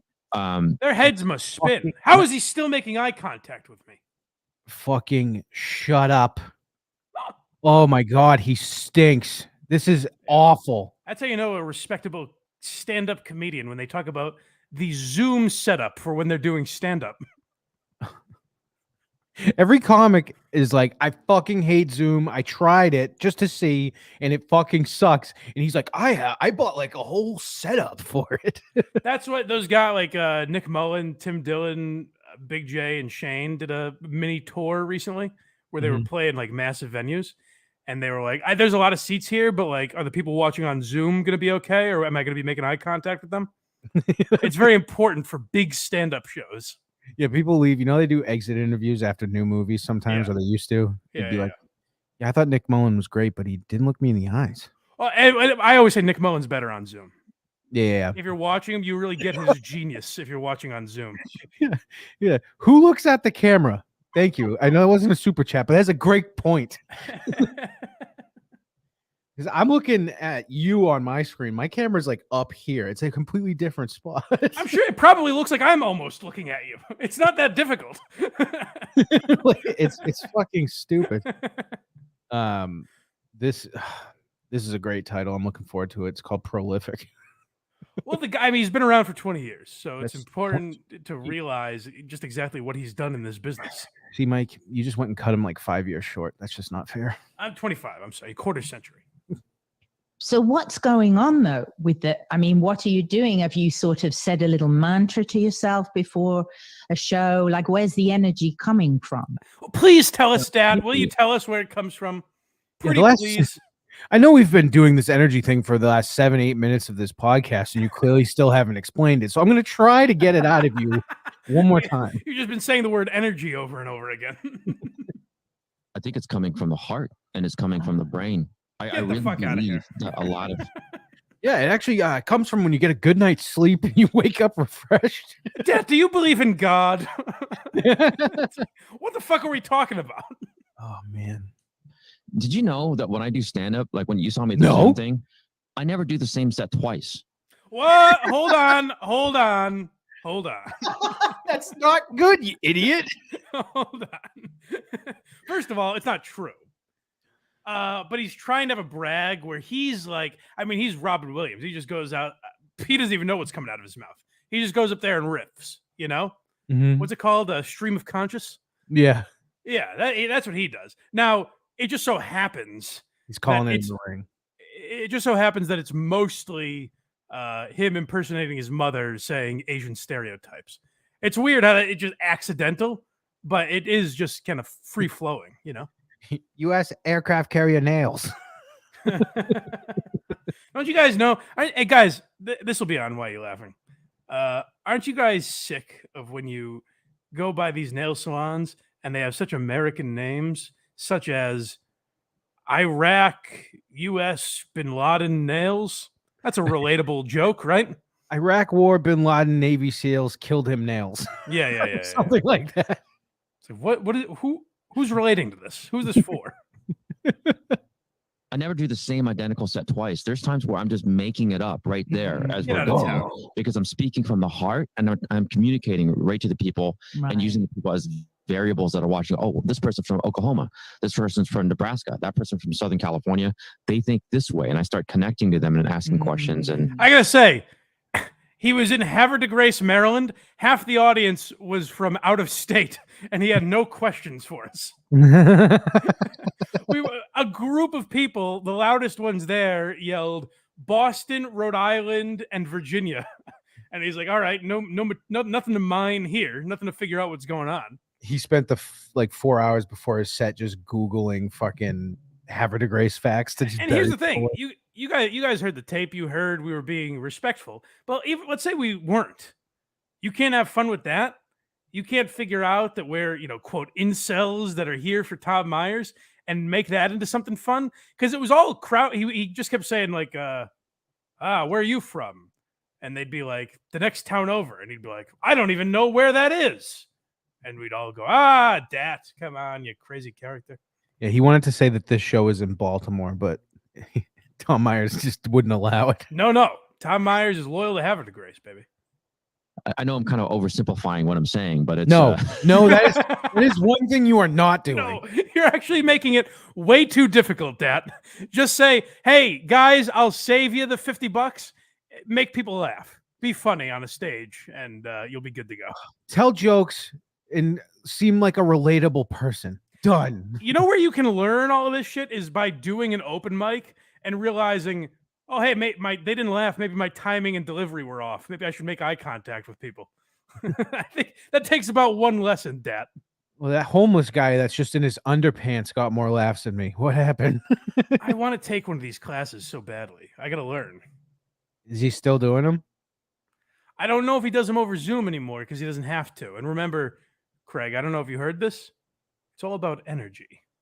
Oh my God. You should buy 10 classes on the last class. Just start fiddling with your blind. I take my sunglasses off. No, you put them on. No, he didn't see me with them on. That's the thing. Oh, I'm like, well. No, just, you know how your cane folds up? Yeah. On the I last just class. slowly unfold it. Just dramatically unfold it. He goes, no. Hold it right here. Dad, you may notice I'm not making eye contact with you. No, I understand. I mean, it sounds like you have a heightened level of observation skills. No. It's almost like a sixth sense. Nope, because he goes, I had ice cream. Woohoo! Guys, there's a Chick-fil-A here. What an observation. The town you're in has a fast food restaurant. Without looking, you could say that anywhere you do stand up. And they'll be like, it's a few miles out of town, but okay, we'll go with them. Yeah. That you're looking at people and you're reading them to understand maybe what approach to take with them. It sounds like. They used to say this about Jerry Seinfeld, like at the peak of the show, that Jerry Seinfeld could just look at a water bottle and make it funny. Yeah. I think that's what Dat Phan is like, you know? His observation skills are so great. For example, here's something he observed, and I learned this going to his comedy show. People that are from Vietnam, they come over here and they learn the language, but they still got that accent. Didn't even think of that. That's pretty observant. Yeah. To suggest that a foreigner, I mean, they'll learn English, but you're going to be able to tell they're not from this country. That's pretty observant. I just rewound this clip a little bit because Thank God. Only because it's not even for Dad, it's for the lady who's like still confused, but listen to her trying to just repeat back what he said. Wrap her mind around all this. Yeah. And you're reading them to understand maybe what approach to take with them. It sounds like. It sounds like either that or I'm on LSD. One of the two. I don't know what's going on. If not, I'm going to have to cancel this. This is just, I have a family. This is exhausting. This, by the way, is all taken from a 2-hour podcast. Yes. This next one is called "Stop Blowing Our Minds, Dad." It's enough already. How much Dad, don't you want to get us into your classes? You're going to spoil it all on day one? And when you're ready, I actually learned something else that's very important when I teach. When you're ready. Hey, Natalie, take a few breaths, would you? Recuperate. Are you ready? Okay, now I'll begin. And when you're ready, I actually learned something else that's very important when I teach, what I discovered that I didn't know when I just did stand-up only. You want to know what that secret is? Yes. Any secrets? I believe. Please, say something of substance. Please do something. I just need 30 seconds for social media. For the love of God, yes, something interesting. Please, Dad. Oh, please, finally, let's start now. All right, now I'm recording. Believe that for every person, there is a destiny. I believe that before I start teaching stand-up. Wow. She doesn't give a shit. You guys can't see it. I don't have my usual slippers on today, and my socks blew right off. It was crazy. It was fucking wild. I have a wedgie now. Listen to her try to fake enthusiasm at the end here. I was enjoying leaving her reactions in. Dad, slow the fuck down. Eye contact, timing. I can't even remember all of them. Now you're telling us things happen for a reason. You watched Gladiator and was inspired. But listen to her just fake enthusiasm. This is not at all shallow bullshit that he got in a self-help book. Yeah, Dad, you're also like high energy, and you're supposed to be transferring it to this lady, and it doesn't seem like she has any. I did not believe that before I started teaching stand-up. Wow. Okay. Bore us with this for the next few minutes. Thomas Dixon, $1.99. Stuttering John looks like an old woman. I have heard that. I've heard he's grown his hair out and he looks very pale. I guess he's live right now. Is he? Yeah. He actually did it, huh? Yeah. I was getting so fucking mad at him. I was going to have you look because I knew they said 1 o'clock. So whenever we got to the Stuttering John Shuli segment, I was going to have you look first to see if he was live. Guys, clip anything interesting that happens that you want us to react to and let us know. I'm sure we're losing viewers because of Chad and Stuttering John, but actually, no, it's gone up. Oh, okay. All right. Maybe it's boring over there. I don't know. That's what Hackride dipped out, checked on it. I think he was going to look to see if we should. Well, I think I said this to Hackride. It feels like diminishing returns on this stuff, right? Yeah, like if Stuttering John keeps going on Chad's show and just keeps saying, Kumi is a pedophile and Carl's gay. No. This is not Chad's show. This is John's show. Oh, he's just on his own. Chad's his first guest. Okay, all right. Then I think my argument stands. Yes. I don't know if guest Chad is going to add a lot more than host Chad. Well, he's got a destiny. All right, yeah. Let's guys. If you find anything we should react to, let us know. But for now, we're going to focus on debt. We still got a lot of debt left. Yeah. This is called blissful lack of self-awareness. This. I think this is what's kept the gun out of Dat's mouth for the last 20 years. This is why I say that. Let's say I have a student, right? I'm just going to use a female student as an example, but I have male and female students. Hey, I got plenty of students, male, female, and otherwise. All right, I got a lot of students. Keep saying, "Hey, so and so, I think you have really great." Hold on. Go back. I'm going to say it's a female student, so he's preparing us like I have male and female students. I'm going to gender this person for the sake of brevity and getting through this. Hey, so and so. Yeah, why did you specify their gender? Just say it was a student. Who gives a fuck? This is why I don't want you guys to be confused when I do this analogy. It's a girl. Oh, so and so.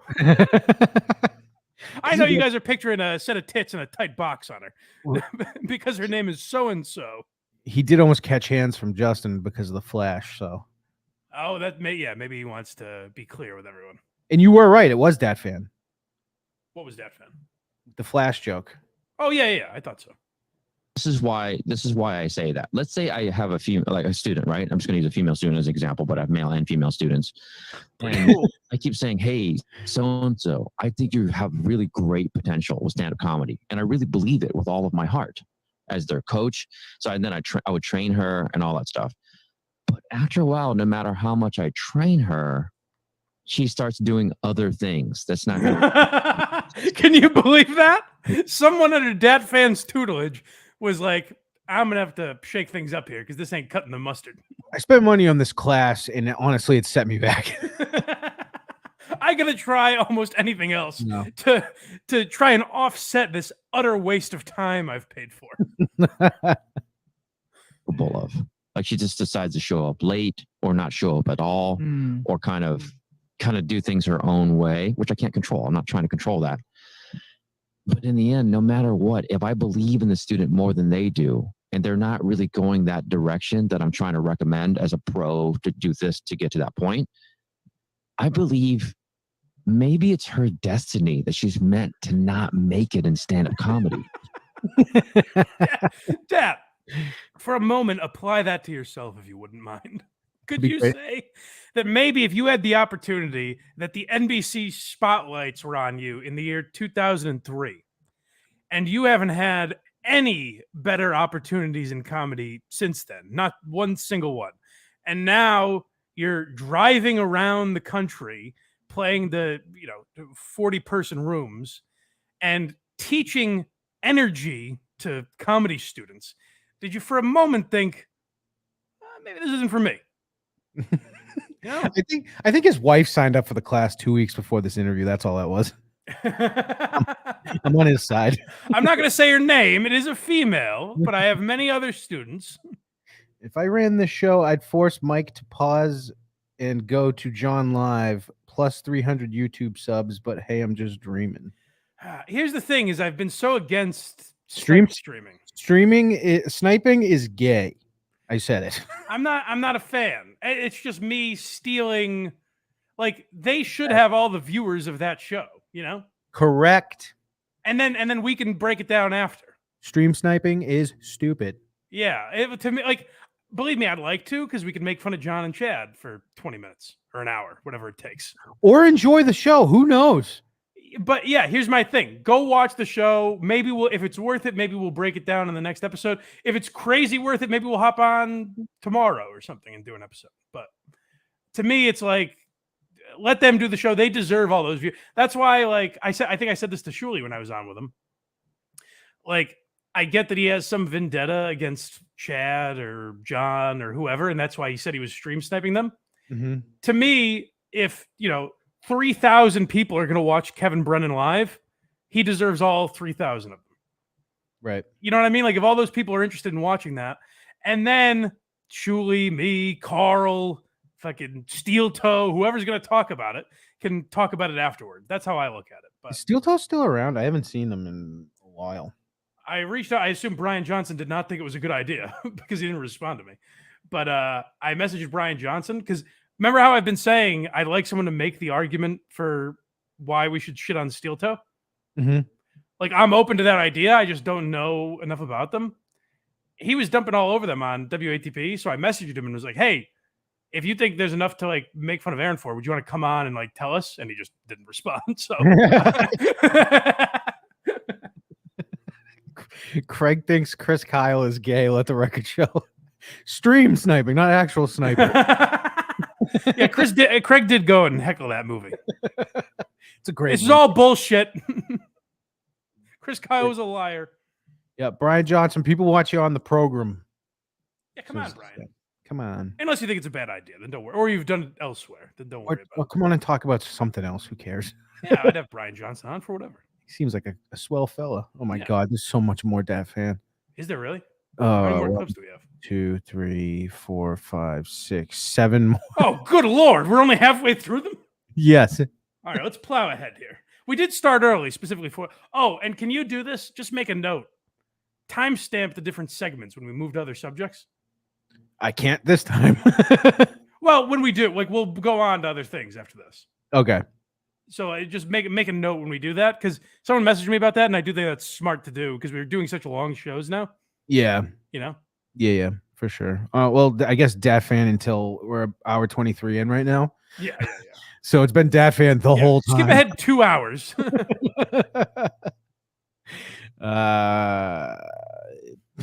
Oh, this is a great one. What's PTSD. that? Oh my God. So he had an incident. So Natalie goes on this 40-minute rant about trauma. She didn't want to like come right out and say it, but it sounded like there was a sexual assault involved or something like that. And Dat tells a story about how he was held at gunpoint once, which I think it's something he should be talking about on stage instead of how crazy it is that his mother has an accent. Well, the thing is, though, if he has to talk about it for too long, it'll come out that it would never happen. Well, that's who knows. I wasn't there. Who am I to say? But he might have PTSD. Now, these are his views on things like that. Do you have any aftermath of that? Like, did you develop any sort of PTSD or have? Oh yeah, you did. Well, I developed PTSD before it was a common theme, that everybody said. I'm an OG. You know, before World War II veterans. You know, the Civil War when people weren't sure where anyone was. You know, I was kind of the first guy to get PT. They actually call it Dat Phan disease, much like Lou Gehrig. In my honor, they say, "Oh my God, that 1,000-yard stare. You must have Dat Phan syndrome." That's actually when you've just been to a Dat Phan show. You get that look on your face for the rest of your life. Yeah, why am I alone? What is this all for? What is this about? Maybe the medical people, Right? Because like later on in the year. Oh, go back. I'm sorry. You learned about it for everyone except maybe who? Did you develop any sort of PTSD or have? Oh yeah, you did. Well, I developed PTSD before it was a common theme, that everybody said. Like before anybody called it PTSD, except for maybe the medical people. Yeah, you know what? Maybe medical people, which I call doctors. maybe medical people were onto it before Dat. He seems like the guy that goes to like the middle of the woods in Vermont and he's like, this guy knows medicine. Medical people. It was me and then medical people. And then all those people that have been in war were like, hey, something weird is going on since I've gotten back. Me and the medical they thems. Right. Because like later on in the year 2009, 2010, like there's all these phrases, PTSD, Right. and today there's woke, and there's like all nope, those are not the same, Dat. What a fucking idiot. So he thinks PTSD is an identity? Yeah. This is Dat trying to relate to Craig, actually. Hey, PTSD is just like those woke pussies, right? Right, guys? People choosing to walk down the street and hear like a fucking nail gun and go, ah! Yeah. A guy who's held his buddy's severed head in combat and will never shake that image. That's kind of like saying, like, they, them instead of he, hers. That's kind of like supporting commies. It's the same thing. Say like Yes. words that we didn't have back then, right? Woke. PTSD is not new. Woke, I'll give you. That's relatively new. It's woke. It's You know, PTSD, it's that new thing. yeah. It's just like all these woke Iraq war vets. Desert Storm did a number on my neighbor. I didn't realize he was a PTSD pussy. Robert O'Neill, that woke pussy. from 1989, going, "Oh, dude, you're so woke." Right. Or Wait, bit alert. Hold on. Was this all just a shoehorn a bit about wokeness in Dat? You're so PTSD. Yeah. Marcus Luttrell, who watched 3 of his best friends die savagely in front of him, is just being a fucking loser. Yeah. PTSD, brain cancer, wokeness, they're all one. Yeah. mansplaining and all that. We didn't have those terms. Mansplaining? So Go back. How did we get here? He's comparing. Yeah. I can't do this guy. He fucking sucks so much. So it's basically like, like say your grandfather was in the Air Force during World War II, and you talk to him about those stories, and he kind of gets that look in his face, like he's drifting off. He's not even in the room with you anymore. He's back in combat. It's like that. There's PTSD, and then there's a guy trying to tell his girlfriend the rules of baseball. Those are kind of the same. Like those are veterans of the same battle, basically. PTSD and mansplaining. The fact that you can, with a straight face, say that PTSD is a fucking choice. Yeah. Basically. After Cullinane visited Erica Nardini for the first time, she got PTSD. That's what it was all. It was all one great trauma. Yeah. Mansplaining. we didn't have those terms back then. Yes, you right? did. So, PTSD you did. I literally was walking without knowing what PTSD was, because I'm not like a former Navy SEAL or not some type of former Marine or anything I believe like that. you told us I'm something not in the differently in a military at couple all. weeks. I'm walking around as a civilian, and I keep thinking in my mind that everybody that I see on the streets has a gun. Well, they don't. Well, rest assured, Dad, you're fine. And honestly, if there was a place like that, I'd move there in 2 seconds. Like he's John Lennon being followed by someone with Catcher in the Rye in their hand. Ah, you must be after my fame and fortune. Yeah, I knew what PTSD was first, guys, just so you know. Is this him talking about therapy?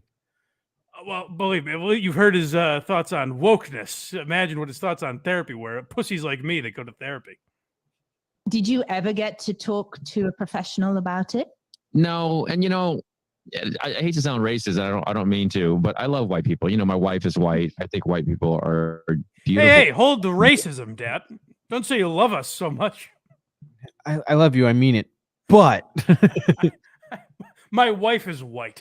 Imagine having to say that sentence. How racist are you going to be, Dad? I've experienced that with, but white people, therapists is a very white people thing. Like they go and see they find a way to get like even a $50 therapist somewhere, like in training. I think in Asian culture, we just try to work through it, which is probably not good because there's a lot of mental illness within the Asian community. San Francisco, and they don't see therapists. Think about it. How often do you see an Asian therapist with Asians seeing Asian therapists? Like if you go to like Orange, I don't see anyone in therapy except you see myself. Hey, Doc, who are you meeting with at noon? Let me check in on this. Not very many group sessions.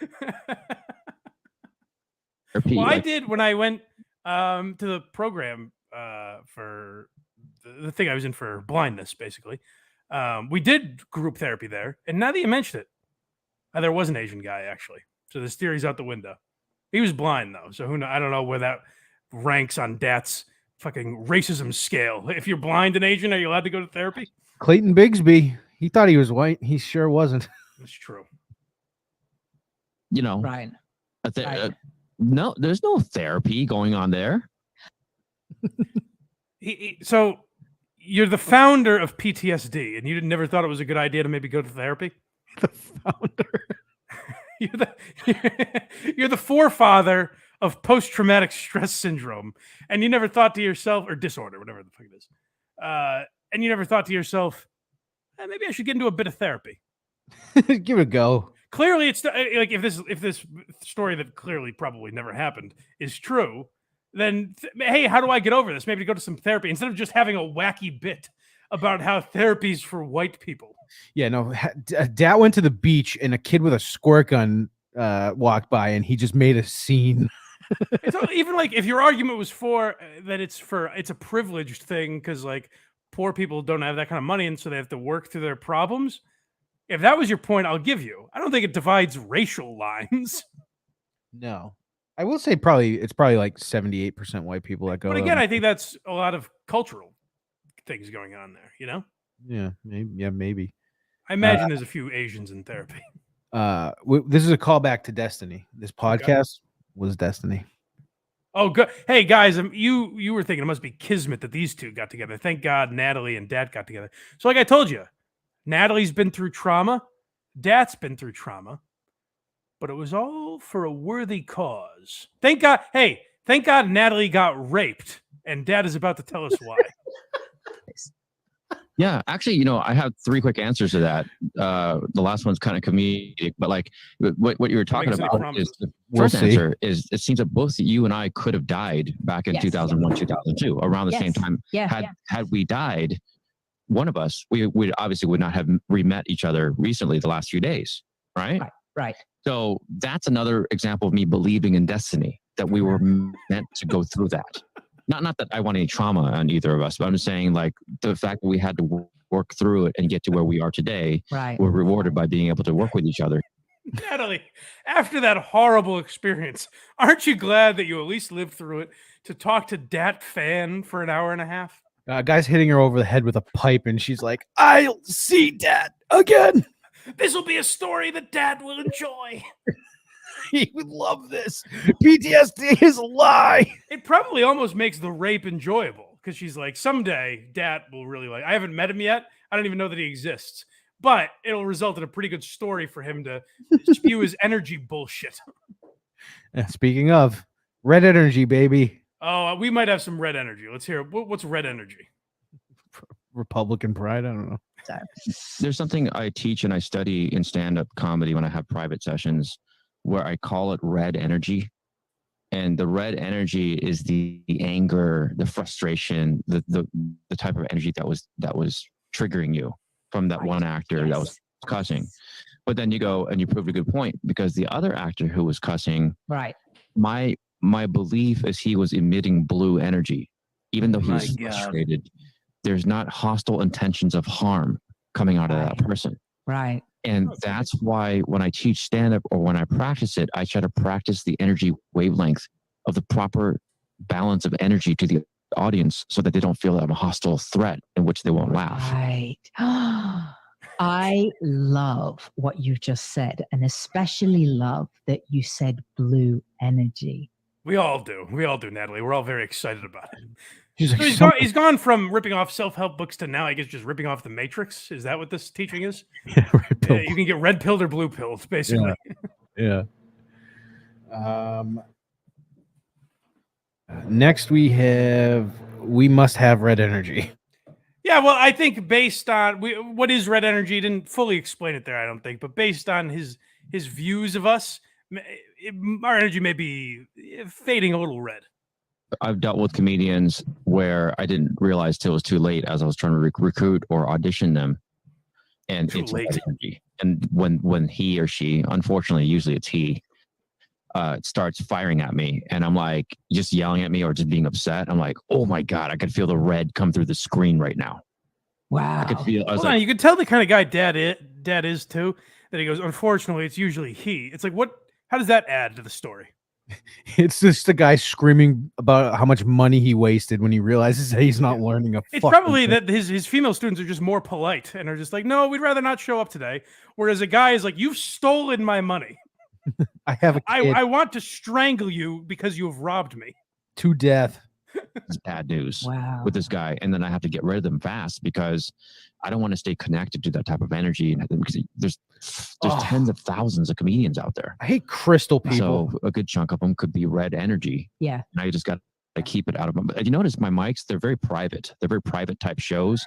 Even the public people can watch. I only allow certain types of comedians to come through. Otherwise, you end up getting really bad energy coming through. Oh, now we're learning a little bit. He doesn't like red energy in his shows.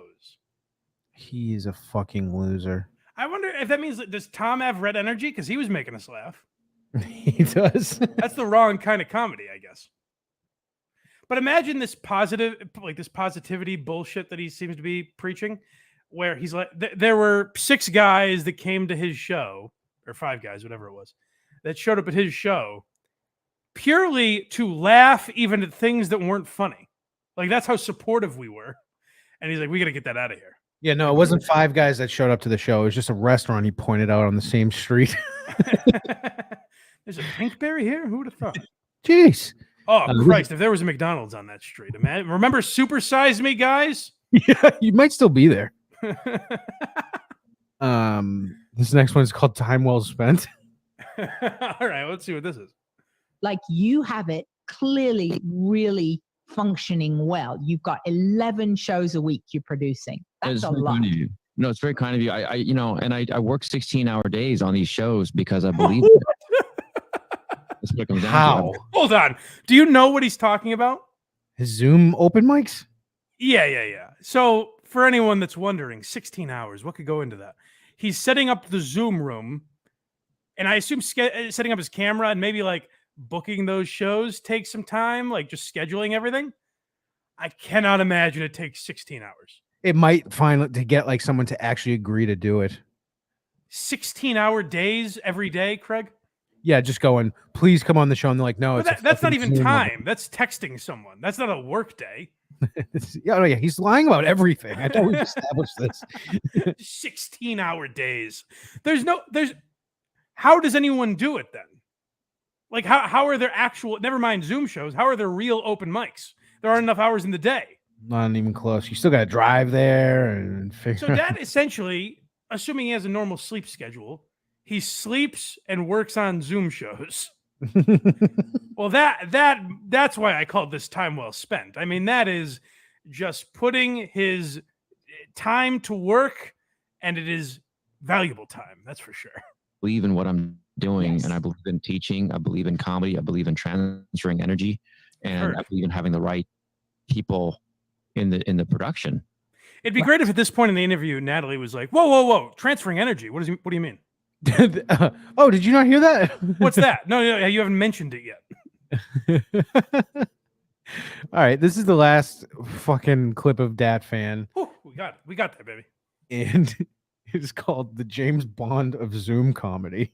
Oh, this is where I told Hack Ride to be ready, because in our world, we're building up. These videos take time, so as time goes on, we'll have more and more characters.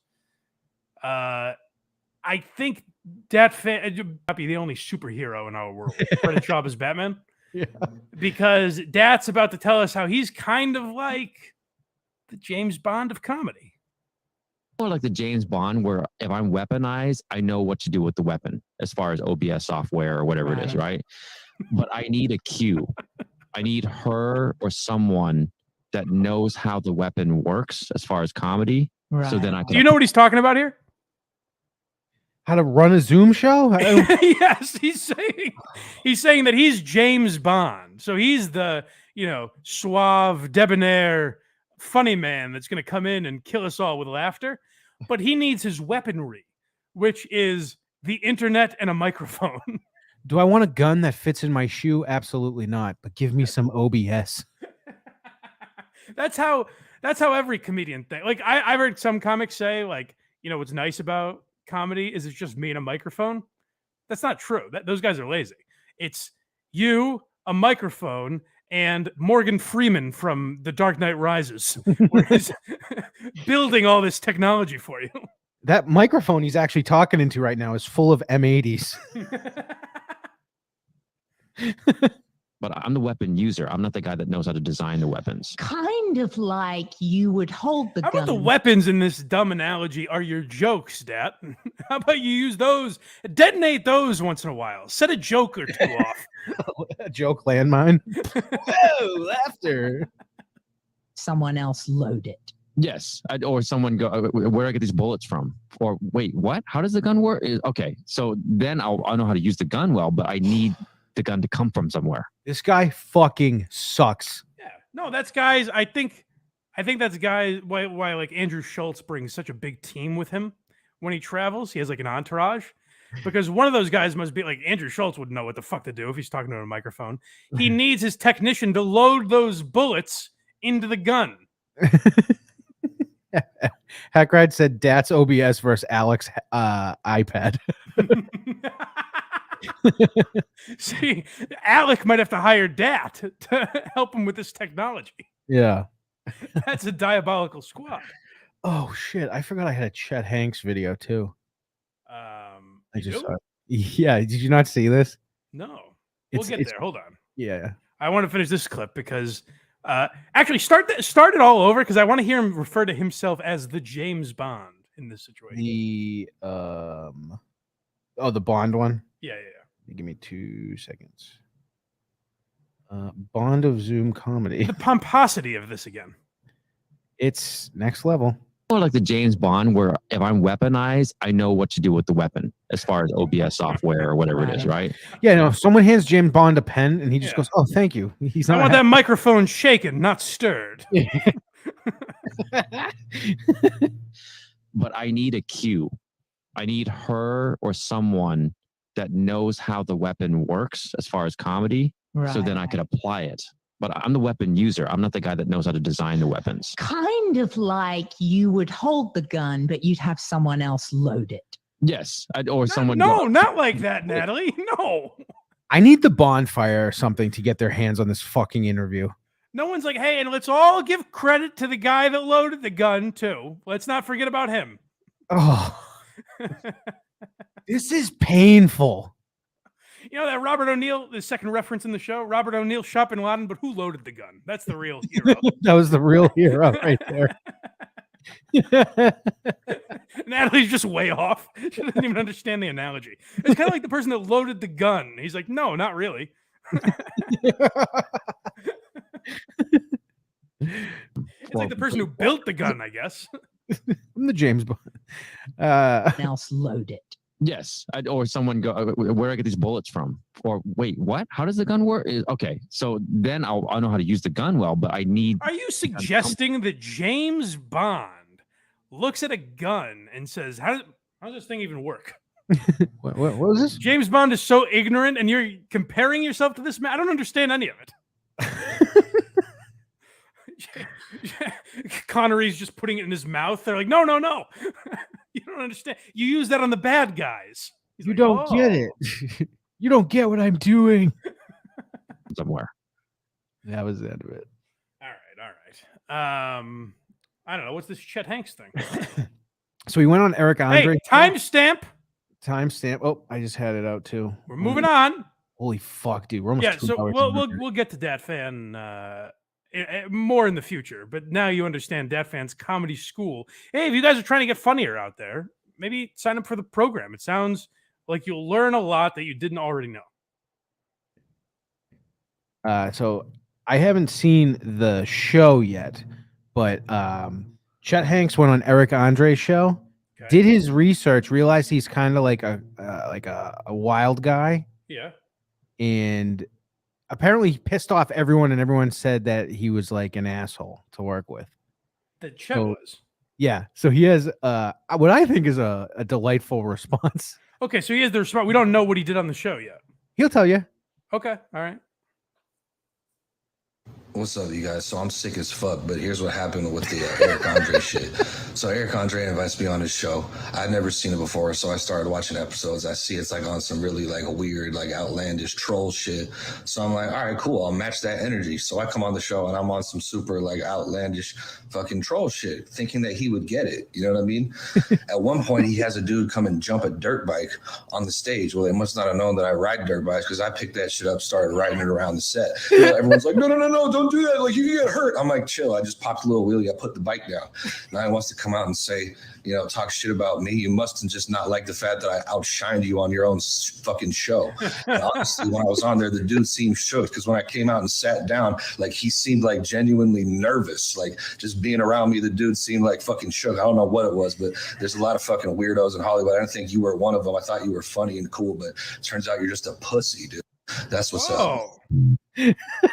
Good for Chet. I gotta say, good for Chet, because I am sure the intention of the show was to make him look like an idiot. Correct. Correct. You only have Chet Hanks on to goof with him, most likely. So they can fuck with him, but if Chet starts fucking with them back, they're like, oh, what a piece of shit. It's like, so that's why I like a lot of that stuff. Mm-hmm. But like Zach Galifianakis, Between Two Ferns, those people are obviously in on the joke. Correct. You know what I mean? Correct. And that's why I kind of like that, because it's funny, but it's not just straight up fucking with them. Right. Where like you're having Chet Hanks on, he's nice enough to like take time out, but you're having him on solely to goof with him. I respect Chet, because most people in his situation wouldn't do the research to figure out what they were walking into. Correct. Correct. And just the idea of them doing like, haha, wow, what a wacky dirt bike guy we have, right? And he just jumps on it and just doing wheelies. That to me is funny. I haven't seen it, obviously, but I haven't yet. I haven't found it. I tried looking for it, but just the image of that is hilarious to me. Oh, good for Chet. I've grown to like him more as the years have gone on. I've liked him immediately, just from he used to be a real like when he was on with Rude Jude. Yep. He was an asshole in that moment. He looked really bad in that moment. And that's, I think, the first thing everyone really saw of Chet Hanks. That was the first time people started goofing on him. Mm-hmm. And so I think that left a bad taste in a lot of people's mouths, including me, where I was like, fuck this guy. But ever since then, I like him a little more each time I see him. Oh, yeah, he's great. He's very funny. And his music's awesome. We should go check it out. Have we gotten any updates from Stuttering John and Chad? No one said anything. Can we go to John's Twitter real quick? Oh, but I meant to start the show with this. Everybody. If you're watching, because you think me and Stuttering John are in a war right now. Apparently, Hackride has resorted to just drumming up controversy to get people to watch the show. It performed well, that tweet, I guess. He made if you're not on Twitter, he made a fake post about John having a beef with me specifically. And it's funny. And once Hackride explained it to me, because I messaged him, I was like, I don't know if it does us any good to just dupe the audience into some fake fight. And he messaged me and made a good point. He's like, I was doing it more as a way of like, I guess Stuttering John's been blocking people and deleting tweets again and shit like that. Mm-hmm. And Hackride was more like, hey, if you're going to tweet shit about people, where he's literally like threatening Carl and Shuli and people on Twitter now. Yep. And so Hackride was just like, if you're going to make up or say shitty things about people and then delete it, this is what's going to happen. Like, you're going to be a victim of people photoshopping stuff and believing it. So once he said that, I was like, oh, that kind of makes sense. Yeah, it was very funny. It's funny, yeah. I would just take it from a perspective of like, don't tell people to watch for this, because then they're just going to immediately turn it off when they figure out we're lying. I just said it was Hackride's chance to just vent about Mike, but it was Stuttering John said it. yeah. All right, what where to now? I guess Stuttering John and Shuli, even though maybe it'll be obsolete now after this stuff with Chad. Like I said, my prediction of that Stuttering John Chad thing, diminishing returns. I think it's going to be a lot of the same stuff here, where he repeats dues payer over and over again. Yep. So are you familiar with this term dues payer? No, I know he calls him that. I don't know why. Yeah. Well, because I guess years ago, Artie was giving Shuli shit on the Stern Show. And basically saying that he hasn't earned anything in comedy. And Shuli was like, no, I've been around. I've paid my dues. And I guess he got goofed on for that. But the amount that John is saying, it's like, first of all, that's not that funny a story. Like, I think Shuli has paid his dues, quote unquote, in comedy. If there's anyone that hasn't paid their dues, it's John. Right. John was able to skip the line in comedy, just make a show that's called Stuttering John and Friends. Mm-hmm. And pay people less than him because he had a bigger name on the Stern Show. Meanwhile, like, the comedy was Jim Norton, Nick DiPaolo, Artie Lang, Bob Levy, these like great comics. And Stuttering John was pocketing all the money because he ran the show, I guess. That's not paying your dues. That's the ironic thing about that nickname. But it's true. But John gets hung up on these things and says them over and over like it's this massive insult. But even if it is the first time, like, he calls Anthony Pockface over and over again. He calls Carl Kevin, which I guess is like a dismissive, like, I don't even know your name type of thing. He calls Shuli the dues payer. He calls Bob Levy Bomb Levy. That was kind of funny. It's not bad. But here's the thing about these nicknames. Again, I'll use the phrase diminishing returns. Even if we found it funny the first time, we've heard it now, John. When you say dues payer, every sentence that you're talking to Shuli, it gets fucking obnoxious. As we're about to find out. So yeah, here's the thing: is like, again, people are gonna say I'm like kissing Shuli's ass. Shuli was nice enough to have me on once. Mm-hmm. Maybe I got a couple followers out of it, but it didn't change my life. I had fun on the show. He was nice enough to me. I don't know Shuli anything. There's no reason I'm like kind of saying the guy I think won the exchange, but if you listen to it, he's in a bad spot because John's screaming. Won't stop screaming, yeah. So it's hard to believe me. That's a good strategy. Maybe when Dave Portnoy's been giving you shit for 5 years and you realize that he's on the phone and you're not, and you can just scream over him. It's not a horrible strategy. Right. But my point is, John's so much louder in this. He's just screaming nonsense. Like, Shuli wasn't given much of a chance. It's not like he was hitting home runs, but I thought he did fine in this. I thought John made a fool of himself. Yeah, because he couldn't settle down at all. He was so hyped up, and I keep thinking of what Hackride said to me, where you know, he wasn't alluding to anything, but he was just saying that Hackride has dealt with people in certain neighborhoods in California where certain uppers might be potent. Oh yeah, because he wasn't like this before he left. It seems like he's well, not even before he left. On that Kevin Brennan thing, he was much more reserved. Correct. But now he has been on these Chad things. So if you guys have heard it enough, it was almost a week ago, so I get it. If you want to go watch Chad and Stuttering John right now, feel free. But I'm fascinated by it, so we're going to spend a little time talking about it. Shuli, eres mi pera. Shuli, eres mi pera. This is just how it starts, by the way. He's a psychopath. He's screaming this. Oh, but no, wait, Craig. There's a big reveal. He's going to own Shuli here. Yes, he is. You speaking Spanish? First Hebrew and then Spanish. Wow, you're really smart. Well, the Hebrew is unintelligible. You didn't say whatever you're supposed to say was not. I looked it up. I practiced it. Maybe you can't speak Hebrew. First of all, let me just say, Chad, thanks for having me on. And thank you to close to 500 people watching. Thanks for having me. Cardiff I'm going to use you on beer on the balcony. See that right there is like, that's why stream sniping is so fucking stupid. Hey, more power. I like Cardiff Electric, so more power to him. Get those 500 live viewers. I like him too, but he goes on everyone's shows and everything, so it's kind of I don't know. He's just pointing out that someone else is fucking dumb. Yeah, it's weird to me, and maybe you could say us playing clips later is the same thing. So why wait? 1,000% is not the same thing. I don't think it's the same thing because I think those people. I think anyone that would pop into us to watch John and Chad would otherwise be watching John and Chad. So we're literally stealing from them. Correct. This is and hey, I got this is what I'll say though. I think if you ask guys like Kevin or Cardiff, even, hey, don't you think this is stealing from Chad? They would be like, yes, that's what we're doing. Correct. I'd be like, okay, good, go for it. Correct. Everybody tune in. And John, why are you so drunk on a Saturday afternoon? It's so early. Drunk? What's going on? I've had 3 beers. Drunk? No, listen to you. You're slurring. You're spitting. What's going on? I'm always spitting. I stutter and I can't feel half my lips. You bull dumb fuck. So what are you so angry about, pal? I brought you out of your shell. You should be. You're not my pal. You're not my pal. See, to me, he's giving Shuli the upper hand by unraveling like this. He seems like he's coming undone. I got to be honest, John's made me laugh like 3 times already in this short amount of time. Sure, but these are yes, I agree. He's being funny here. It's entertaining, but I don't think for the reason John wants you to be laughing. Right.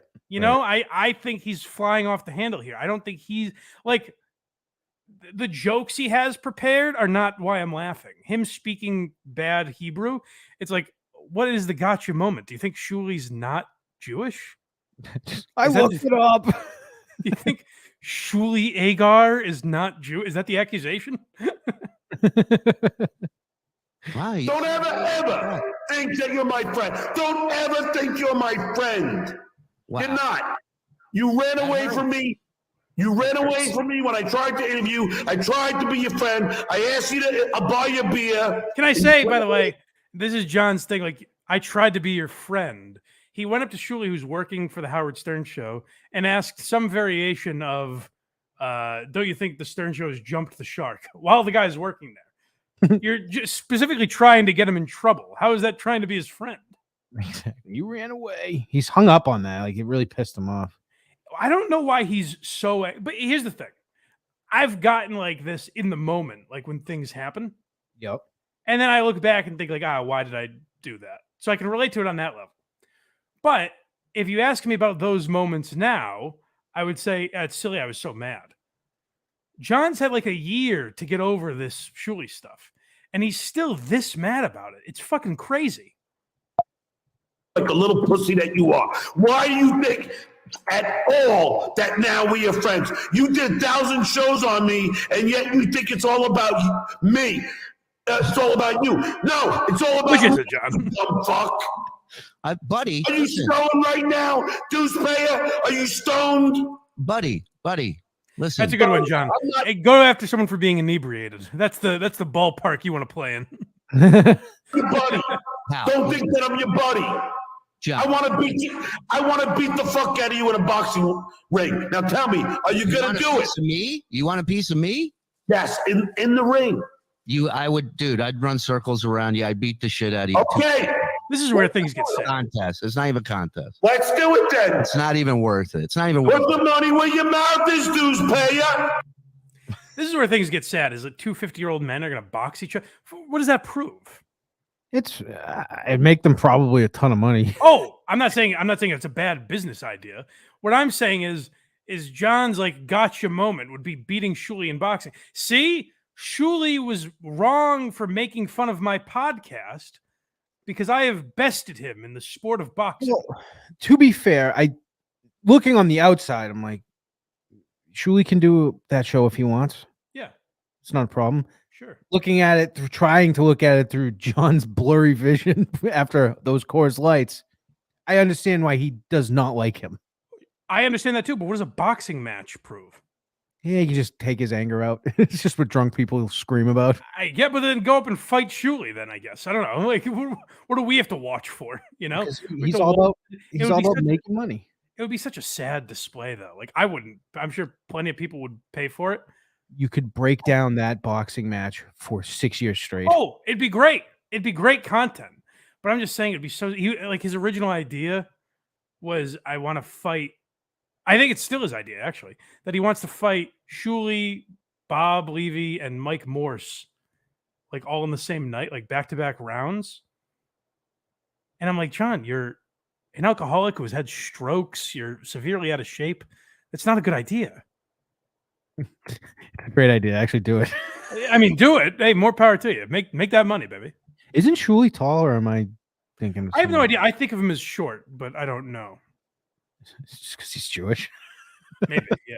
I think of him as short and cheap, and he's always complaining about the draft. It's drafty in this room. Returns his soup. That's how I think of him. I don't know why. I'm gonna catch a cold.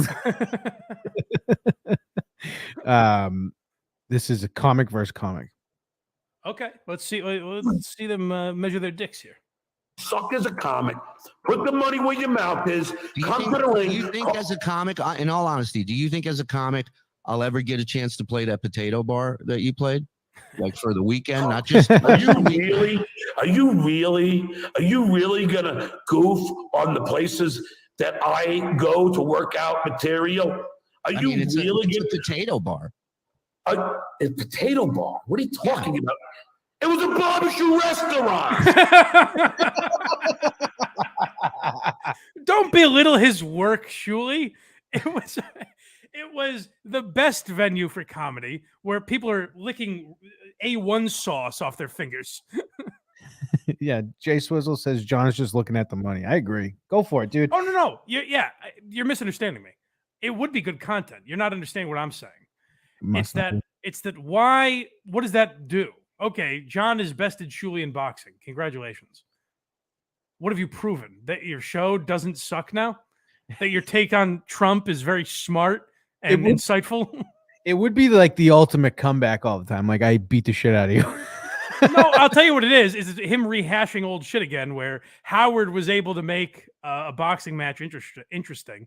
If he doesn't have, like, Carl or someone organizing it for him, that boxing match is going to be a disaster.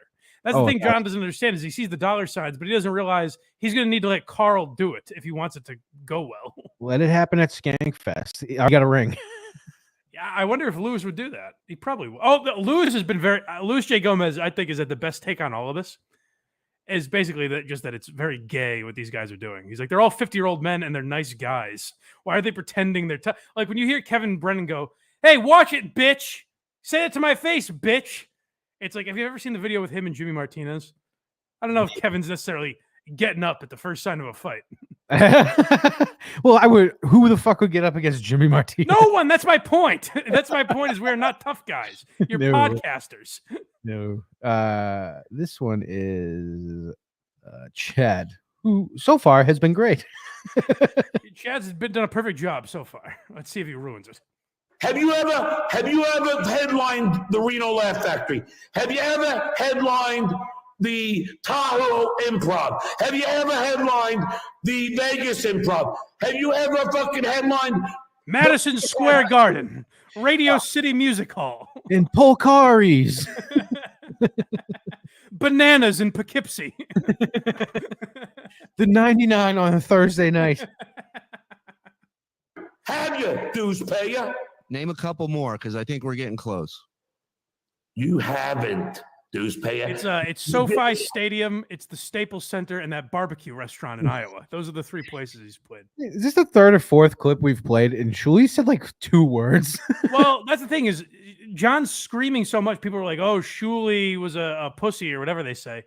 John was screaming so much that anything Shuli got in was going to be drowned out. Yeah, you can't scream like this if you're not in person. I hate to say it, but I think they may have had a horrible moderator. I don't like to throw Chad under the bus like that, but I appreciate that he even came off camera. well, I'll tell you what though. I think Kevin did a good job stepping aside because I think Carl was able to handle it. Mm-hmm. In this one, I think someone, it shouldn't be Chad, but someone should have been there to be like, hey, John, stop screaming for a minute. Let Shuli make his point. Right. Splitters and got 27 people there.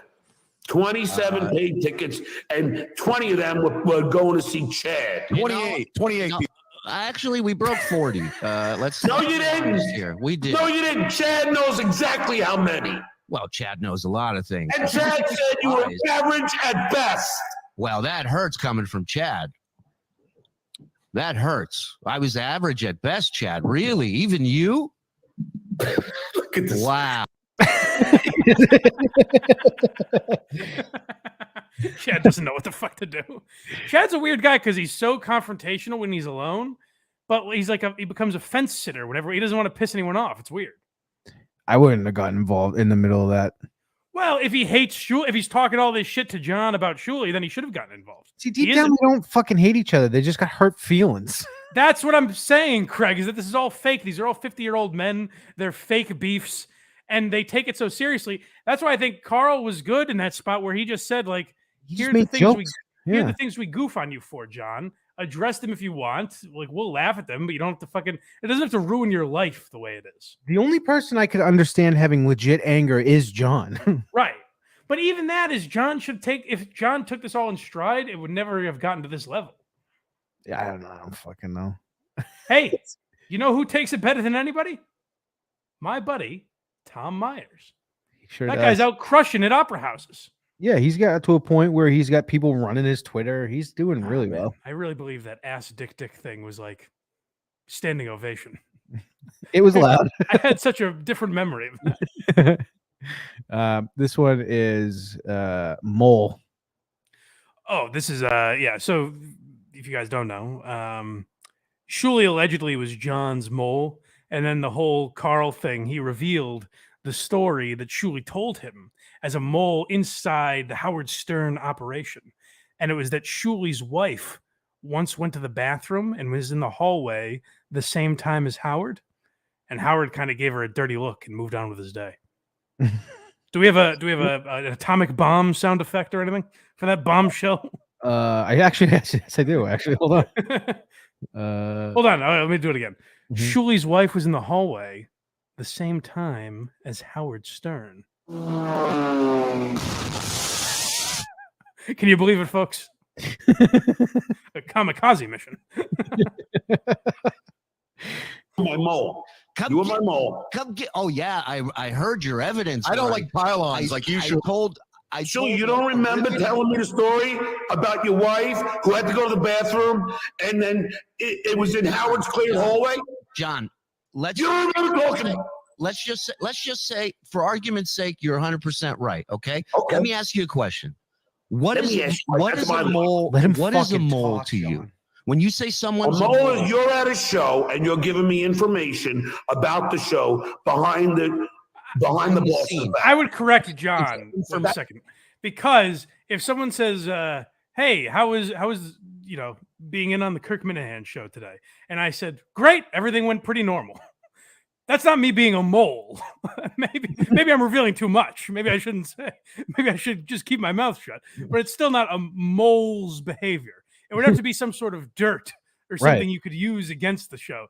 Not, do you know Howard uses the potty during the day?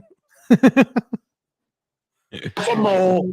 Just like how I got the Pelican brief. That's a mole. Buddy, calm down. So no, I'm not going to calm down, Shuli, because I don't like you. You stole Carl's fucking whole thing. You stole Carl's whole thing and you ran it into. Look at him defending his pal, Carl. What a quick shift. If Shuli right now in the middle of this just went, by the way, I think you're pretty talented, he'd be like, oh.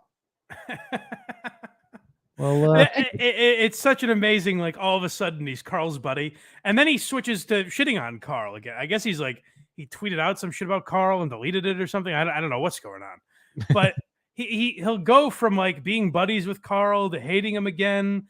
He can't decide. And what it is John's ego. It's John's ego is so big that he'll tell himself, hey, you know what? Just go. Oh, these guys are just goofing. And then the second they goof on him again, he's like, you can't make fun of me, you piece of shit. Why? You've done nothing that I've done. Chad stepped out of the way like a pro. He is actually a good straight man to John's goofball. It was a 70s. Well, we said that last time, remember? This was on the Patreon episode. But remember, we did say that the good thing that Chad did is just let John rant and kind of laugh. And egg him on. And egg him on a little bit. But Yeah. I think that's different when you're trying to actually hear Shuli's point. That's the one time where he should have said, hey, John, you've spoken. Let Shuli talk here. Right. That's the only area he could have been a better moderator, I think. Correct. Don't have an original idea in that empty head. Let me ask you a question, Shuli. Did you ever go to college? Did I go to college? No, I did not. Yeah, that's what happens when the answer is going to be no, because you don't have an education. You're a dumb fuck. He puts such stock in these things, and for no reason, he's like, oh, you don't have kids, you must be gay. Oh, you didn't go to college, you must be dumb. It's just things that he has equal value. Right. You're not divorced, you're still with your wife, then I guess you are a loser. You don't want to go out and get pussy like me. This is them talking about Carl.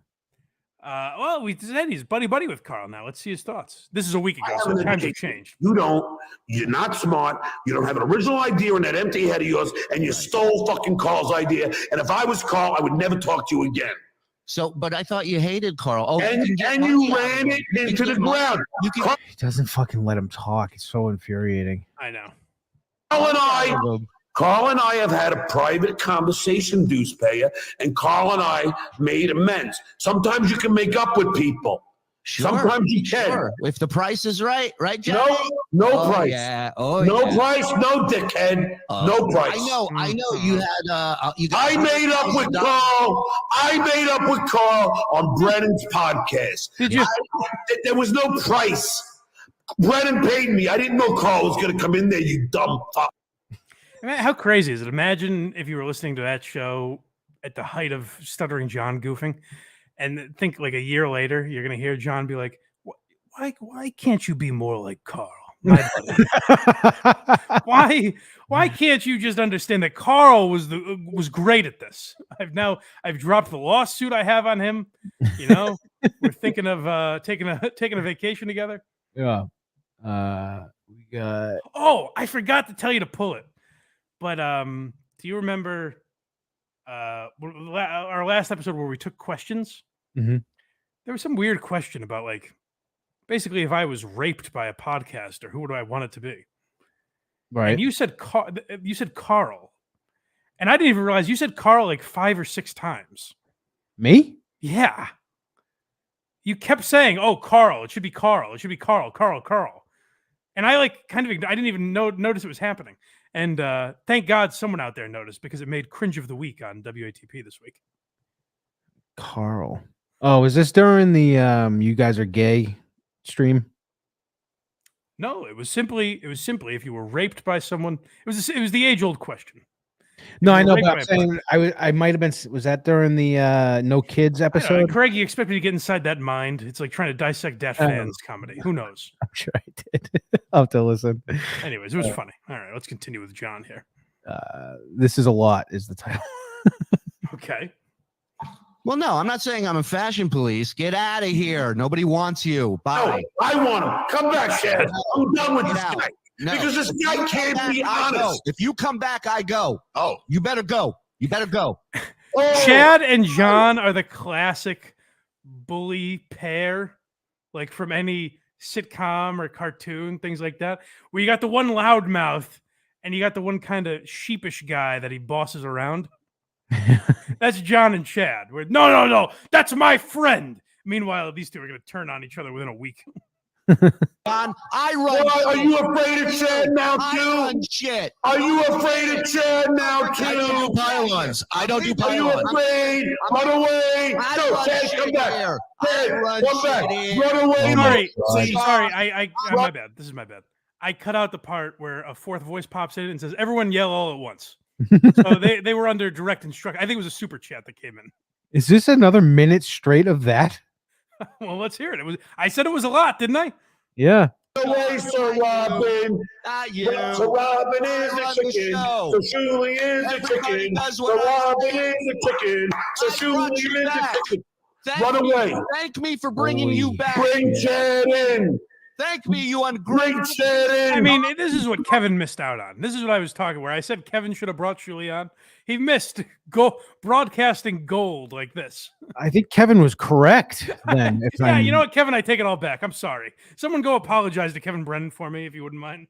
Yeah, no, he was 1,000% correct. This is It's a disaster. So that's the thing is, John is so much more angry at Shuli that he became unhinged in this interview. Just doesn't let him talk. It's crazy. All it comes down to. Away, like you ran away from me in the lobby.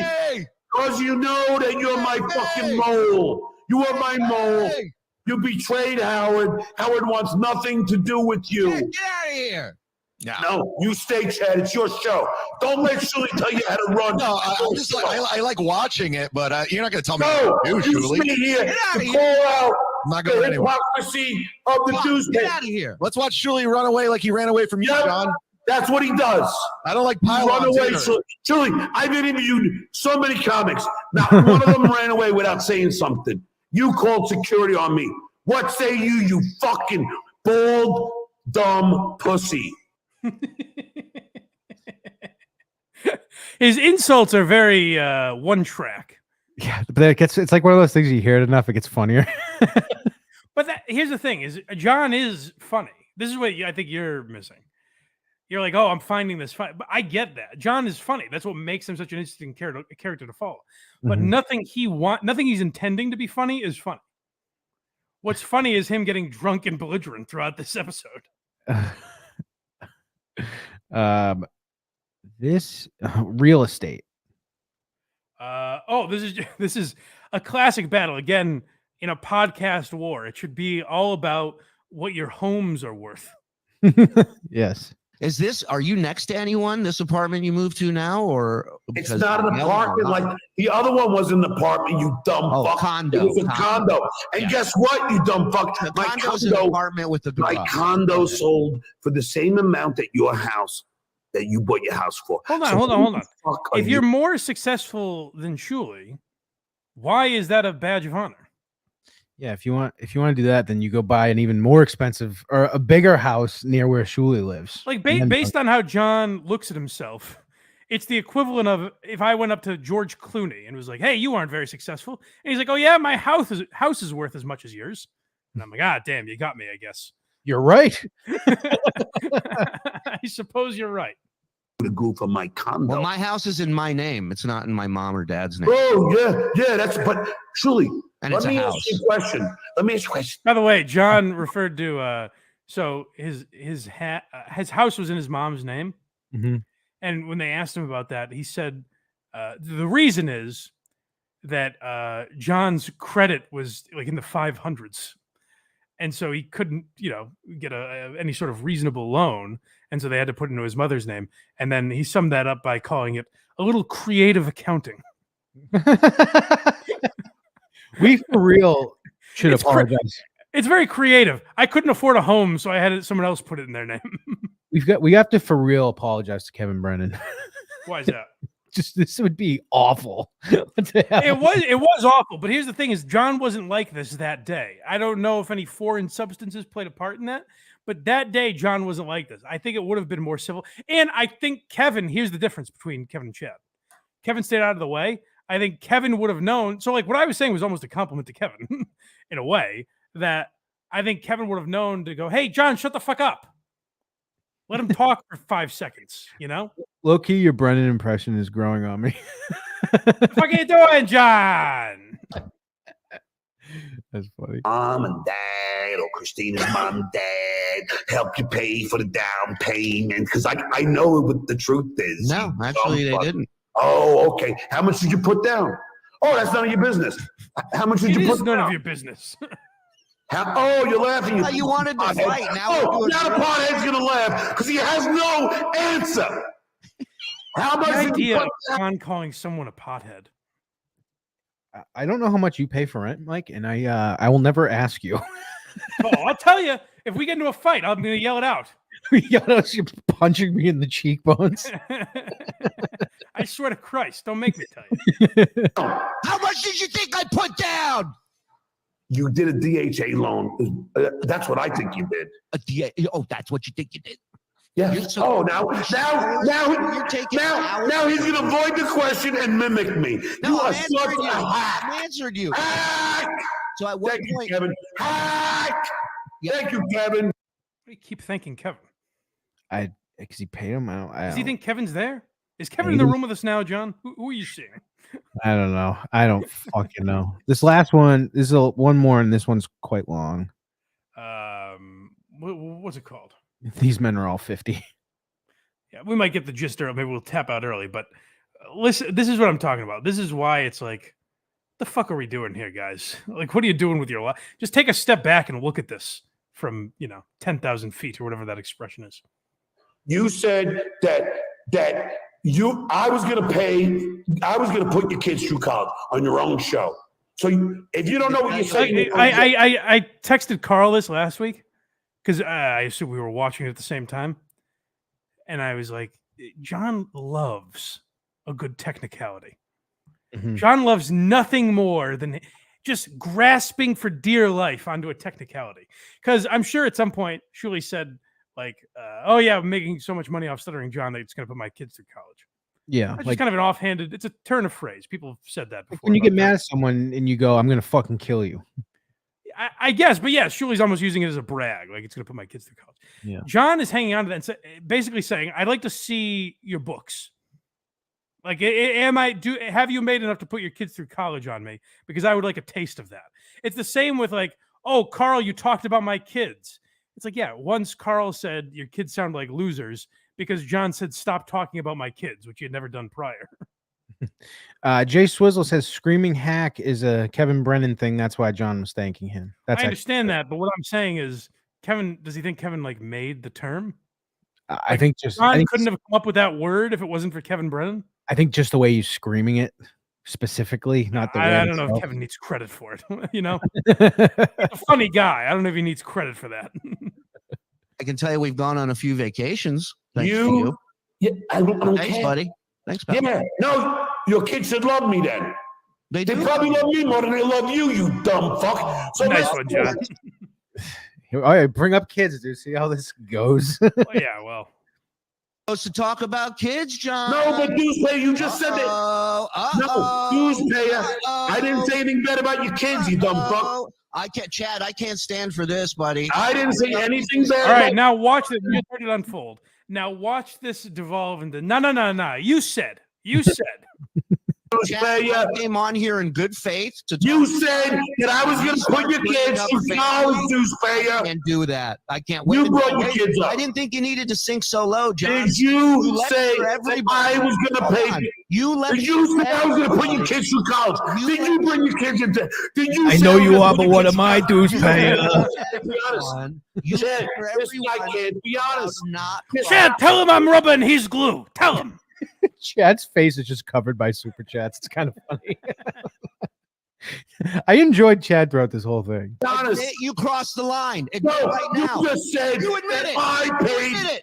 You said that I paid for said your it. kids. No, and you they- said it. You just said that I paid for your kids' said it. vacations. I will say Shuli is clearly mocking him, though. Oh, I know that. That's why I'm saying I think Shuli at least had more fun with it. John was enraged. Correct. You said it. Chad. Chad, who just said that I paid for their kids' vacations? No. You said. Chad, who? Chad, wake up. I'm not. You guys are doing great. Yeah. Who said that I paid for said kids' vacations? Who said it first, kid? I honestly You don't. said right? that I was going to put your kids through college. You said I was going to put. Oh, he's going to run away now, Chad. Look, he's looking for the. You're bringing up family. I didn't bring up your family. No, you brought family. You said I was going to pay for your kids. No. You brought up family. The fact that John can't pick up that he's mocking him is. That's what I'm saying. Is Shuli's clearly fucking with him, and John's getting angrier and angrier. And it's the makings of someone who is intoxicated. I don't know that he is, but it's someone that's on something. And I've seen him drunk plenty. I don't think it's booze, but I could be wrong. He's gonna shoot up like a supermarket or something. It's like when we were watching him talk about stealing Anthony's gun and beating him with it. It's like just imagine anyone. Please try that, John. Take the threats of violence out of it. Like, take that out of it. Just say you have kids, Craig. I don't mean to bring them up. I know. Oh, Jesus. But your kids are in school. I'm sure they have teachers, I assume. Is that correct? Yeah. Yep. Imagine you log on to the old internet one day. You think, is that?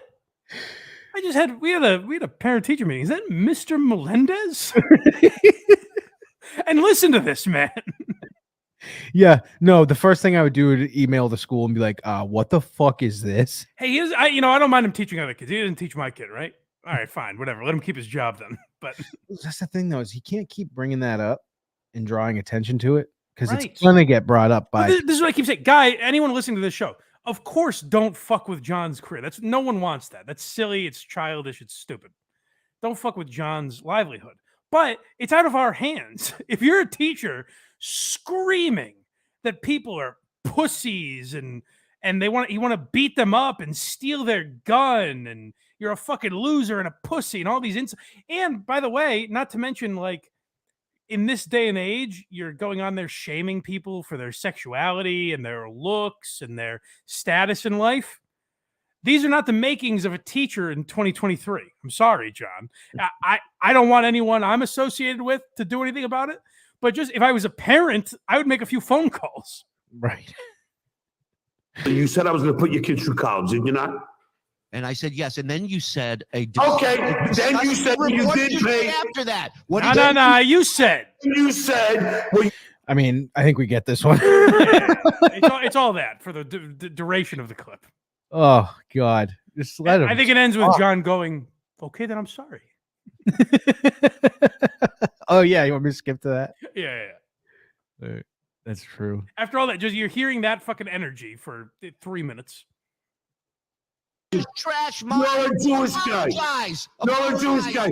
How do you go? How do you go? Want to fight me? Apologize. I didn't say anything bad about your kids. I don't know your kids. Apologize if you want to fight me, John. Okay, I apologize. I didn't think I was trashing your kids. All right, we're all good then. That's nice. Okay, we're done. All right. What do we have? What else do we have before we get to this hack rag? I'd like updates. It seems like nothing. We would know if something crazy was going on, right? With Chad and John. Unless they're stream sniping us, and everyone just leaves and goes and watches us. That's what you guys should do. I don't mind that. That's just free promotion. Go convince them to watch us. Please do.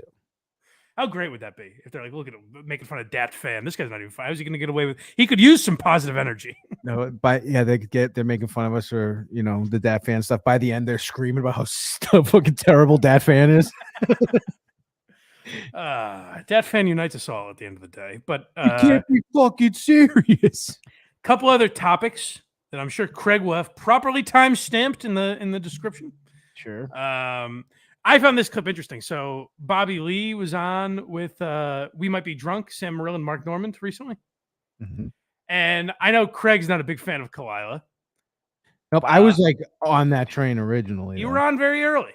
And I'll tell you what, I'll give you credit for this.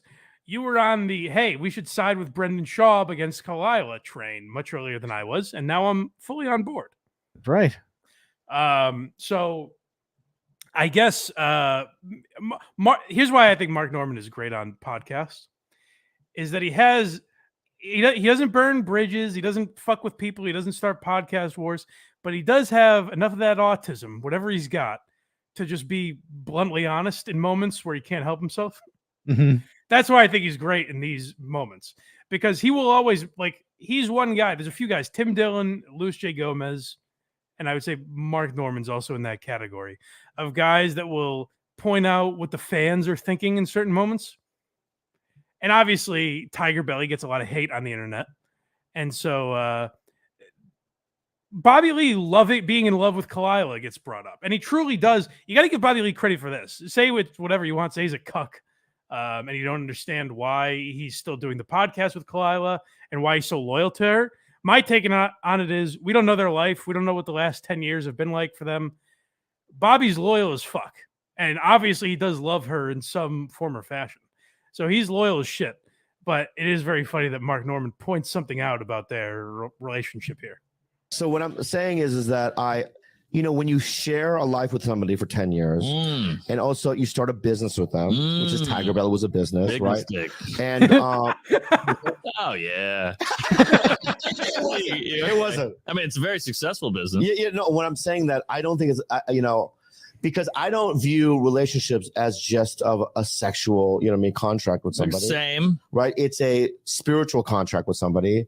It's an emotional contract with somebody, and you become friends with that person, and you care about that person. Right? So for me, it's like I can't understand why people think that it's weird that I'm doing a podcast still with somebody that I love.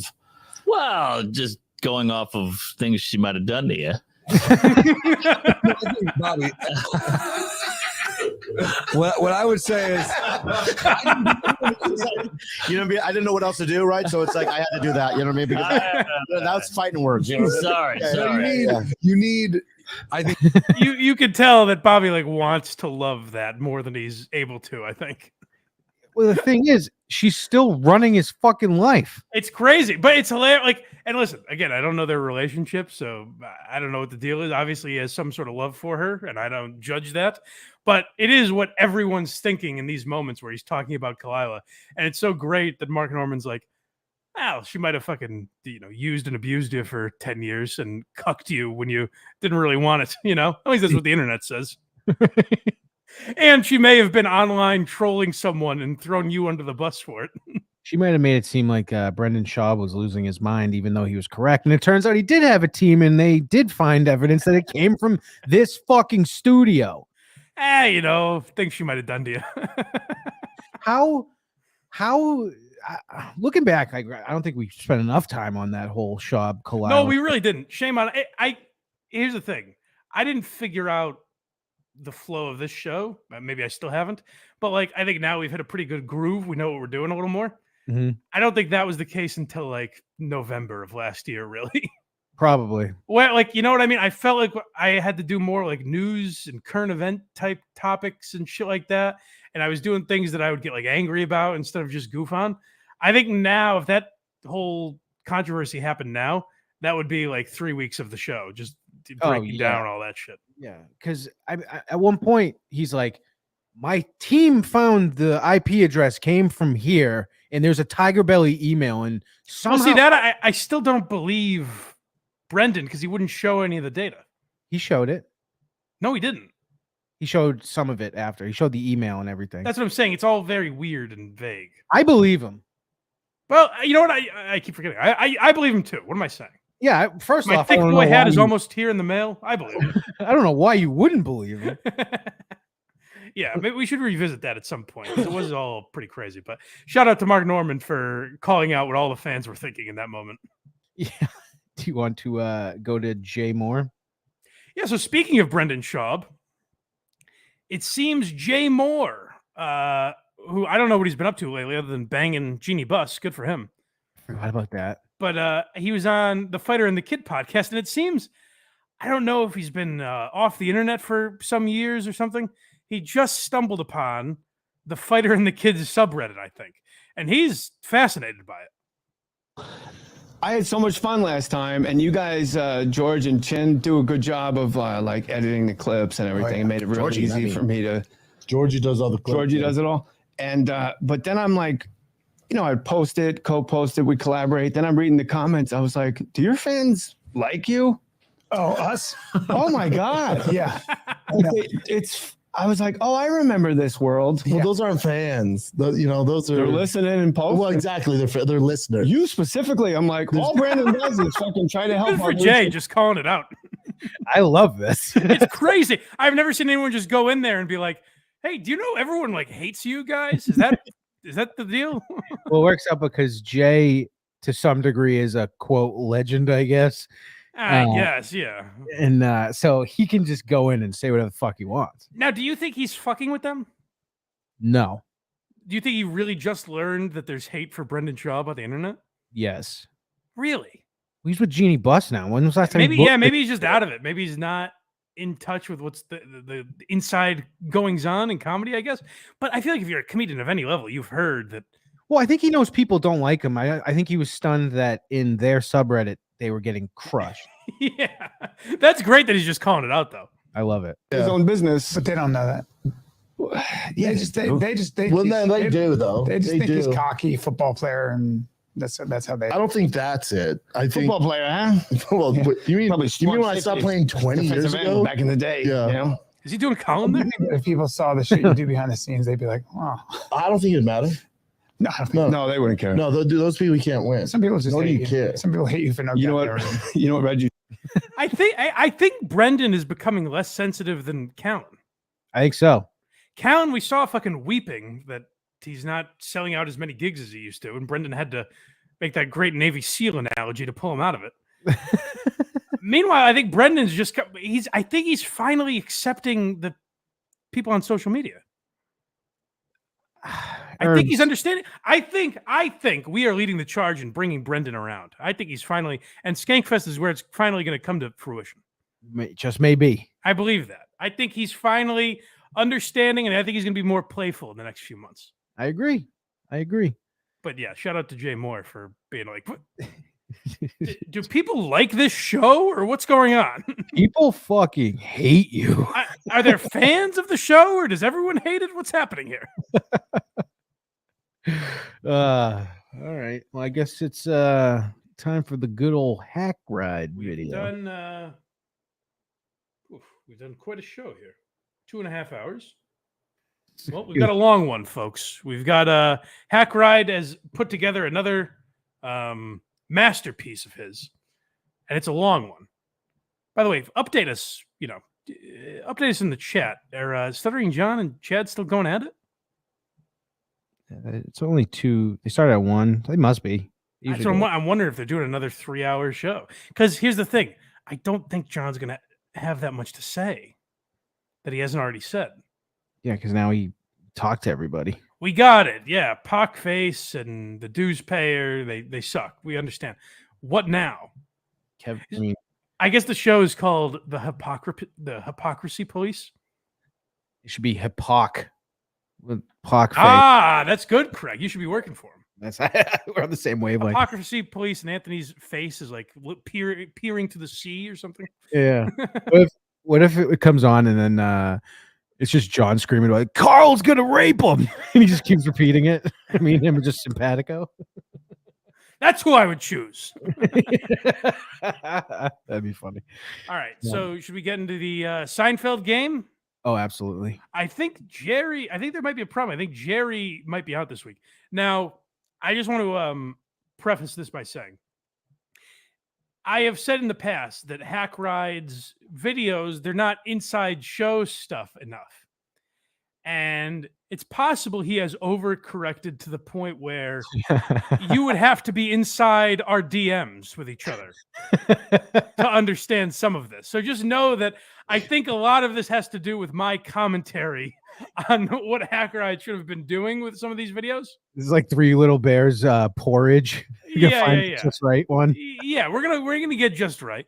But this is very inside stuff to where it specifically has to do with what I have messaged him in the past. So just know that going in, and I think it'll make more sense to you. It's a long one, so I'll try not to interrupt too much. And if you're one of the people that doesn't like Hack Ride, we've warned you.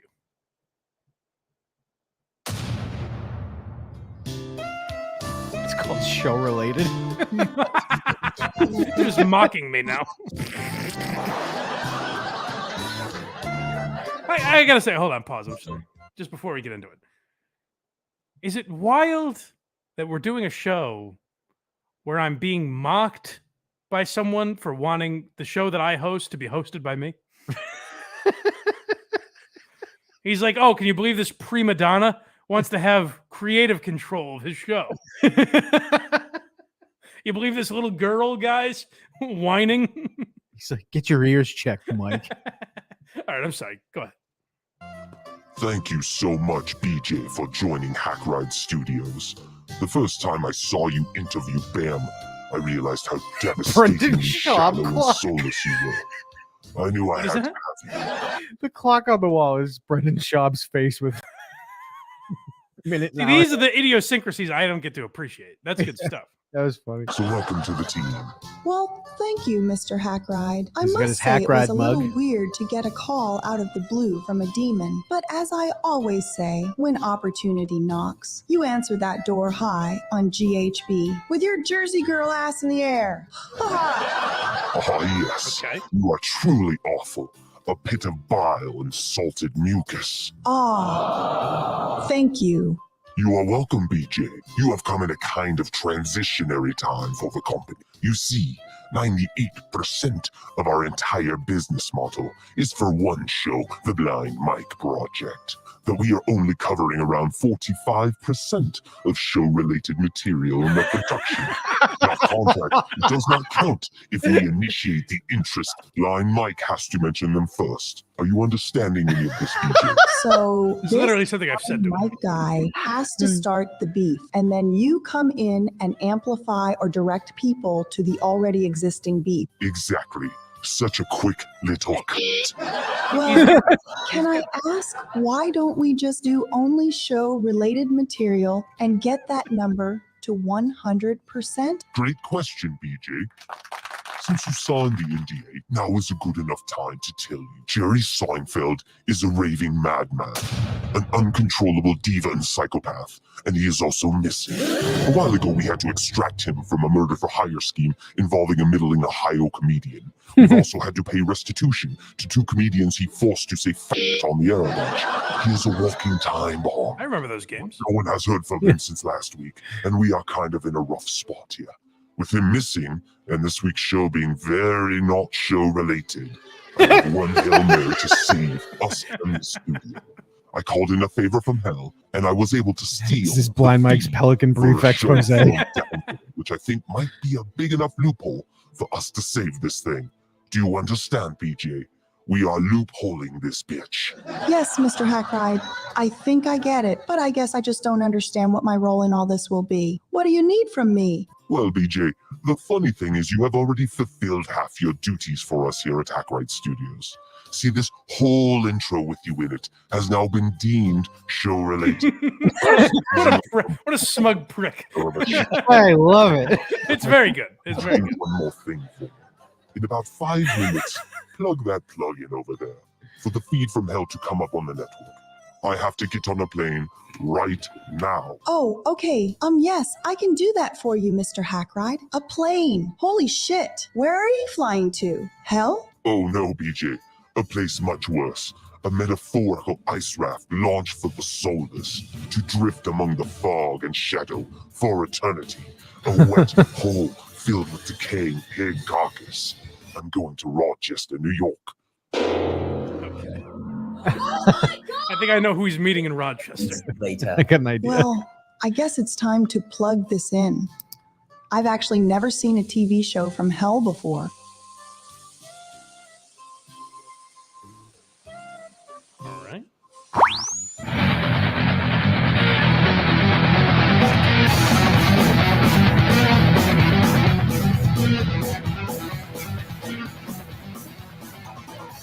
The Jerry's. Welcome back to the Jerry's. Okay, hold on a second. Now I have to. Mother Teresa. If you don't watch Why Are You Laughing, we did. This is now he's going real inside. Jerry Lewis, we did an episode about it. So we did again. He's filling his quota. We did talk about what a prick Jerry Lewis is on an episode of Why Are You Laughing. So this fits. He's checking all the right boxes. Is a real donkey fucking cunt. And you can print that. You two didn't even say a fucking word. I swear to Satan, sometimes it is like talking to 2 brick walls. As you, we always finish. Jerry from Tom and Jerry, and I don't know the other one. Okay, so a little loose on the. All right. I'm sure I know who it is, but it's blank right now. The show with a game on the Jerry's. Before we are forced to return to the pit of nightmarish tortures, I wouldn't wish on that John River. It's Jerry Sandusky. See, Oh, Jerry Sandusky's a great one. Technically a show reference if you go way back. It should have been Jerry Callahan also. This is where Hackrat has to learn the inside references. It's not spelled the same though. That wouldn't be ours anyways. That's KMS, not us. To avoid. Even though I do a show with him, I can't touch it. Hey, Jerry. Jerry, you have a special caller. Oh, yes, Joe. Joe, what is up? A Mr. Beelzebub. Beelzebub. It's Jerry Lewis. How I think are that you? might be actually Shuli's producer, Joe. I think Hackride may have gotten some guest stars for this. He did. Which, by the way, Joe, I don't know anything about him. He was nice to me when I was on. Didn't he have some horrible incident with a guy where he fucking pulled a gun on him for some dispute he had in his yard or something? I don't know. I have no idea. I don't know. I don't know enough about him. I do, maybe do a little background check before we bring these people in, but I'm all right with it. Sounds interesting. This is Beelzebub. Baba Booey's penis. Baba Booey's penis. Well, that is not the real Beelzebub, obviously. The real Beelzebub would have called me in. That's pretty funny. Thank you. Oh, look at that. Box Eating Dad gifts 5 baby foreskins. Thank you, Box Eating Dad. Do you two retards have anything to add? I do this show with 2 hosts who are more like ghosts. Just say something, say anything. Don't you realize we are going back into the demon holes as soon as this is over? We can at least have one moment where you say something of significance. I won't hold my breath. Literally, we don't breathe anymore. That is just a fact. Would you look at that in the chat? Hackride. The demon has asked for a link. He's the one who got kicked out of hell for not raping. Yes, send him a link, please.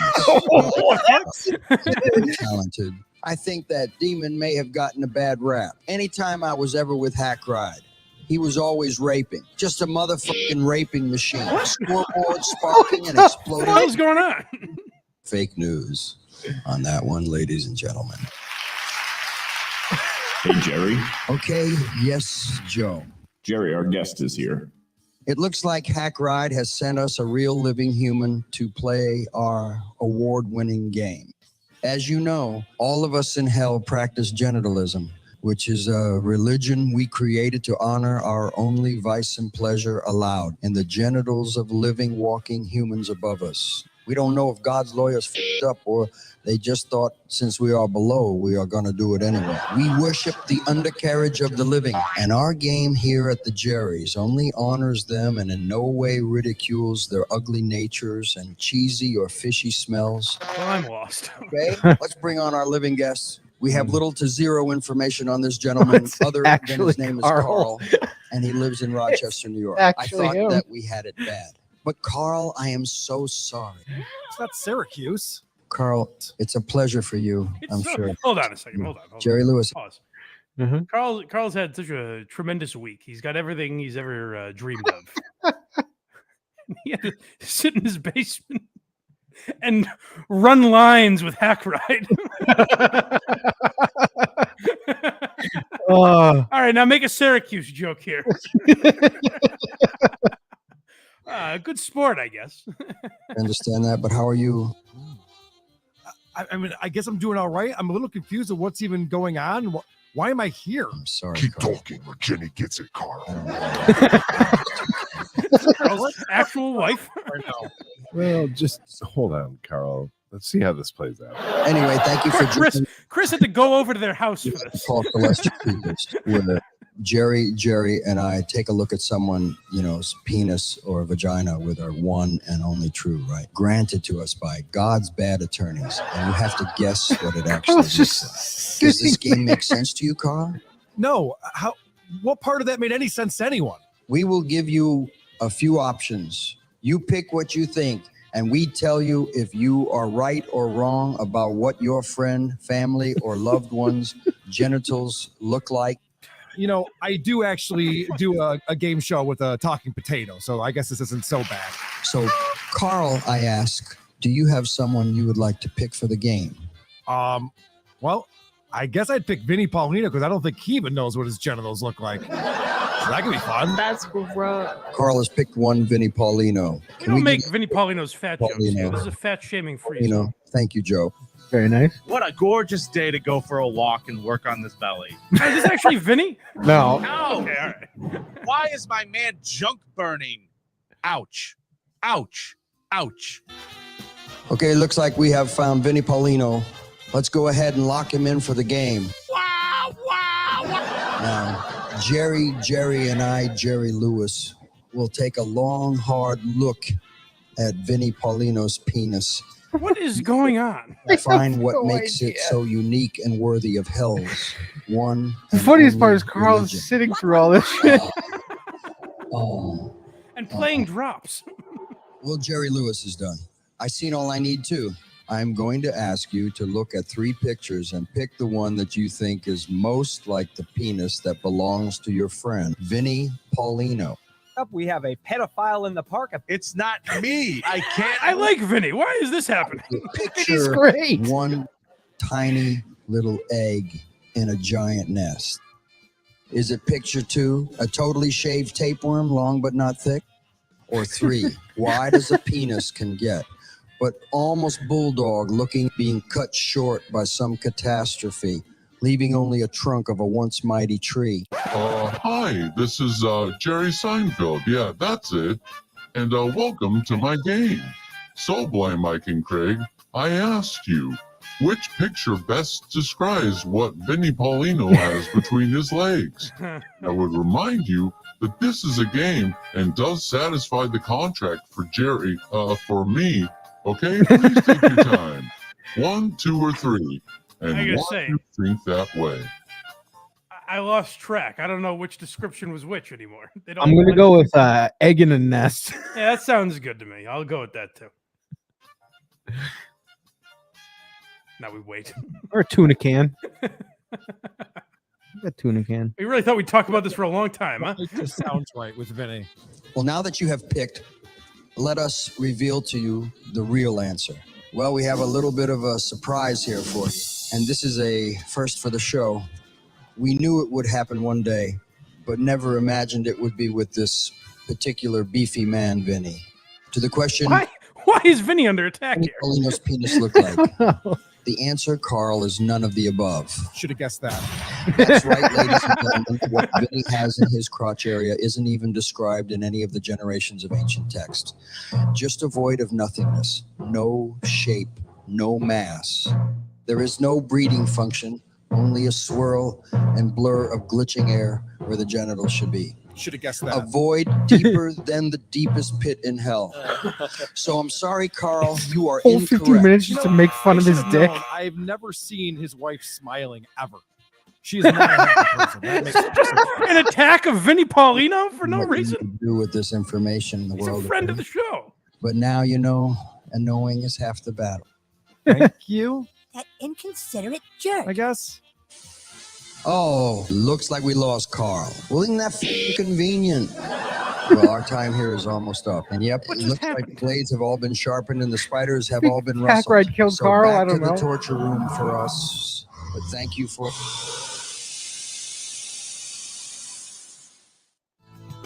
Well, Susan, what happened Daddy, here? what happened? What is this? Don't worry, folks. Nothing to see here. Just a real creepo pedophile type, but we got him. What happened? I don't condone. Nor do I. That was weird. Honestly, it should be our logo. Well, BJ, I would like to thank you for pulling the cord when I text you. You know, this is what Once the happens when we get him off Ray contractual DeVito. He goes obligation after fulfilled, we Vinny. won't subject the viewers to that any longer. From what I have seen, I can't wait to get to work here. One more viper in the pit. Am I right? Well, here's the thing, BJ. We needed you in the beginning for the show-related material. And then you did that art thing for me, which again, very nice. Thank you very much. And now here we are at the end. And guess what? You are using me again for a show-related ending. You catch on fast, BJ. We're not halfway there. See, the thing is, We don't much care for enabling cops around here at the Hackride Studios, a creature whose sole existence relies on the pain and soul draining of others. That's my job, BJ. So, we have transferred you to live action. Animation is for the innocent of heart, BJ, not the corrupted. Now let me introduce you to your new boss in live action, Alec. Oh, Alec. Hello, BJ. My name is Alec Baldwin. Hey, let me ask you, have you ever wanted to be a cinematographer? Is that a gun? Oh, don't worry. It isn't loaded. And action. Oh my God. Whoopsie daisy. Oh, Alec. What a fun time we have here at Hackride Studios. Vinny's and the void Live shirt. Mind Project. I would like to thank our great guest stars, Carl Hamburger, Jenny Jingles, and Chris, the producer, from Who Are These Podcasts? Yeah, sorry, guys. What up the earth people, and goddamn, do they know how to throw an orgy? I will never look at Rochester the same again. I would also like to thank producer Joe from the Shuli Network. Yes, that was the real producer Joe. All right, thanks, Joe. These are getting out of hand. I'm looking at you, Toki.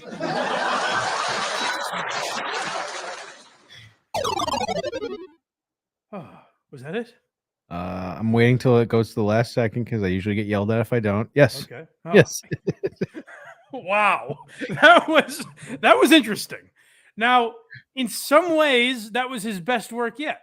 Yes. In others, I don't know what the fuck happened. I will say, he said to me, he's like, this is either going to be the best thing I've ever done, or you're going to be like, how the fuck did your brain go there? Well, I would say a mix of both. I didn't say it was a mix of both. I would say a very mix. Like people, I've gotten messages like, "What? Why do you even play these videos?" It's like I think they're fascinating. Yes, because when they're good, they make me laugh, and when they're bad, I'm like, "The fuck is going on here?" Which makes me laugh. Why, Vinny? I apologize. You're a friend of the show. We didn't do it. We had nothing to do with that. We look at us. We would not make fun of Vinny's body by any means. No, never. I don't know why Vinny took such abuse there. I think he's going to be on Why You Laughing sometime in the next. Oh, good. month Make or it so. nice and awkward. do you guys just play like a 15-minute segment of me We being can blame Carl because he knew all about it. Apparently, Carl didn't tell me this. I don't know if Carl knew about that part. I don't know. He made some jokes about Vinny that I found unkind. Nice. The one I'll tell you, the one I feel worse for is Chris, because I don't think Chris particularly likes me based on his whenever my name is brought up, he seems like he's not a fan. So he had to sit through all this, which must have been like, what the fuck is going on? Oh, poor Chris had to have fun. No. Chris is a good. I find Chris very funny. I just don't think he's a fan of mine. I was just jumping on whatever. No, he's a good dude. He's a good dude. If Especially for sitting through whatever that was. Yep, that was something. Hey, Hack Ride, bravo. I would say, A, great job. There's a lot of funny stuff in there. And also, you're learning. I think it's funny to make fun of me. It's very funny to make fun of me for wanting things that make sense on the show. Hack Ride said Carl picked Vinny. Why? If that's true, that's fucking hilarious. Yeah, let's just fat shame Vinny Paulino for no reason. Call him a pedophile. Say he's got a tiny penis. I didn't understand why are we saying he's got no penis and why is Jerry Lewis involved? There was a lot of questions, but I loved it, frankly. And well, that's make sure that's in the drive, Hack Ride, because I'll put that on YouTube. That's YouTube worthy. Oh boy. Yeah. How's that for a pretentious boss, Mr. Hackride? Yeah, how's that for a little pat on the head, eh? You rub his horns a little, you know what I mean? Have we done a full 3 hours yet? Just about. Just about. Is there anything we missed? No. How could we? Boy, it's a 3-hour day. You can't say we're not working for you, folks. That's right. I wonder if Chad and Stuttering John are still going out. Now I got to watch that. The workday never ends, you know? I got to go on like a 3-hour drive in a little bit. So I might catch it. What's happening on Very Good Show these days? What day is it? I don't even fucking know. Oh, things are so crazy, man. Things are fucking wild. I don't even remember. What we Not talked- as easy as it looks, folks, to promote yourself, is it? I feel like I've been like one behind every time now instead of, I don't know. It's weird. We just talked about the show Alone. That was fun. What's that? It's a show where 10 people get put in It's the a Dat woods. Phan show. Roasted, folks. But seriously, folks. Cardiff just asked if he missed the hack ride segment. You did. I'm sorry, Cardiff. You just missed it. Cardiff will enjoy it. Well, he does a show with Vinny, so maybe he would be in the same boat as us. Yeah. We can't believe this happened. Cardiff, let Vinny know we're against that. We don't go for that kind of stuff. We're gonna get ahead of it. We didn't do it. Well, if Cardiff's here, that must mean John is definitely done. Definitely. All right. I guess we'll have a short one to go comb through. I'm assuming someone would have told us if something crazy happened. Oh yeah. We tiered cereals, American cereals. You tiered cereals. Yes. I don't know why it came up, but then we just did it. It wasn't planned or anything. So Guys, go to verygoodshow.org. If you're wondering, well, where the heck did Frosted Flakes rank? We're not going to tell you. Oh, you want to know? Go find out. Go to verygoodshow.org. That's where you can support the Craigster. And all John's still on and boring, says Cardiff. Say again? Oh, John's still on and boring. Yeah. That's what I figured. I'm curious if Cardiff agrees with me. I said diminishing returns at this point. You know, there's no way. It's not going to keep getting better. He's already said everything he has to say. And a super sticker from Where Am I? Well, thank you, folks. I appreciate the listen. The live chat group is small. I know a lot of shows brag about. I know Steel Toe goes on and is like, "Oh my God, we got this many people in the chat." We're a much smaller army, but I appreciate those of you that contribute. You're very, very kind. Thank you. Yeah. Thank you, guys. All right. Anything else? Go to blindmike.net if you do want to support the show. Patreon is cruising, baby. I know I keep throwing the number 700 out there. We are almost there. We got to hit it in July, for Christ's sake. And Mike is also still on and boring. Hey, Cardiff. I thought we had an alliance here. Seems like it's turned. We're going to make some French fries. So much so that I said Cardiff's here. This must mean we're the premier program right now. Well, in reality, Cardiff's just sniping us. Everyone's watching over there. Damn it. Fuck. I said it was an honor to be in. I was mentioned in a Cardiff Electric parody song. Interesting. So you uses and abuses me there, and then comes here and abuses me. Wow. This guy, no goddamn respect. Wow. I have to have a talking to him when we play golf this weekend. Oh, by the way, if you're watching and you're not subscribed, subscribe to the YouTube if you'd be so kind. That helps boost the old algorithm. Like this video, share it, tell people it exists. I'm on Threads now. Me too. I guess so. Go follow us there. I don't know. Do you see that lasting? No, it's annoying. It sucks, right? Yeah, but to be honest, I think why not just make it part of Instagram? I think I thought the same thing of Twitter when I first used it. So who knows? But maybe, but it should just be part of. It shouldn't be a separate app. Just make so that Instagram has a new tab where it's like the news feed. And you go see people post. I think that might be the only thing I do like about it is that's a new app. It's just copying Instagram, but it's worse. Yeah, I don't like it so far, but I trust Zuckerberg. He'll work the bugs out. Hey, listen, he's taken someone else's idea and run with it before, so that's true. That's very true. Yeah. All right. Yeah. Blindmike.net. Support the show. We appreciate you. I'm thinking next week we got to check in on Ojeda. We haven't heard from Richard Ojeda in a while, so we might have to get back to that. I need to be cleansed after all this stuttering, John.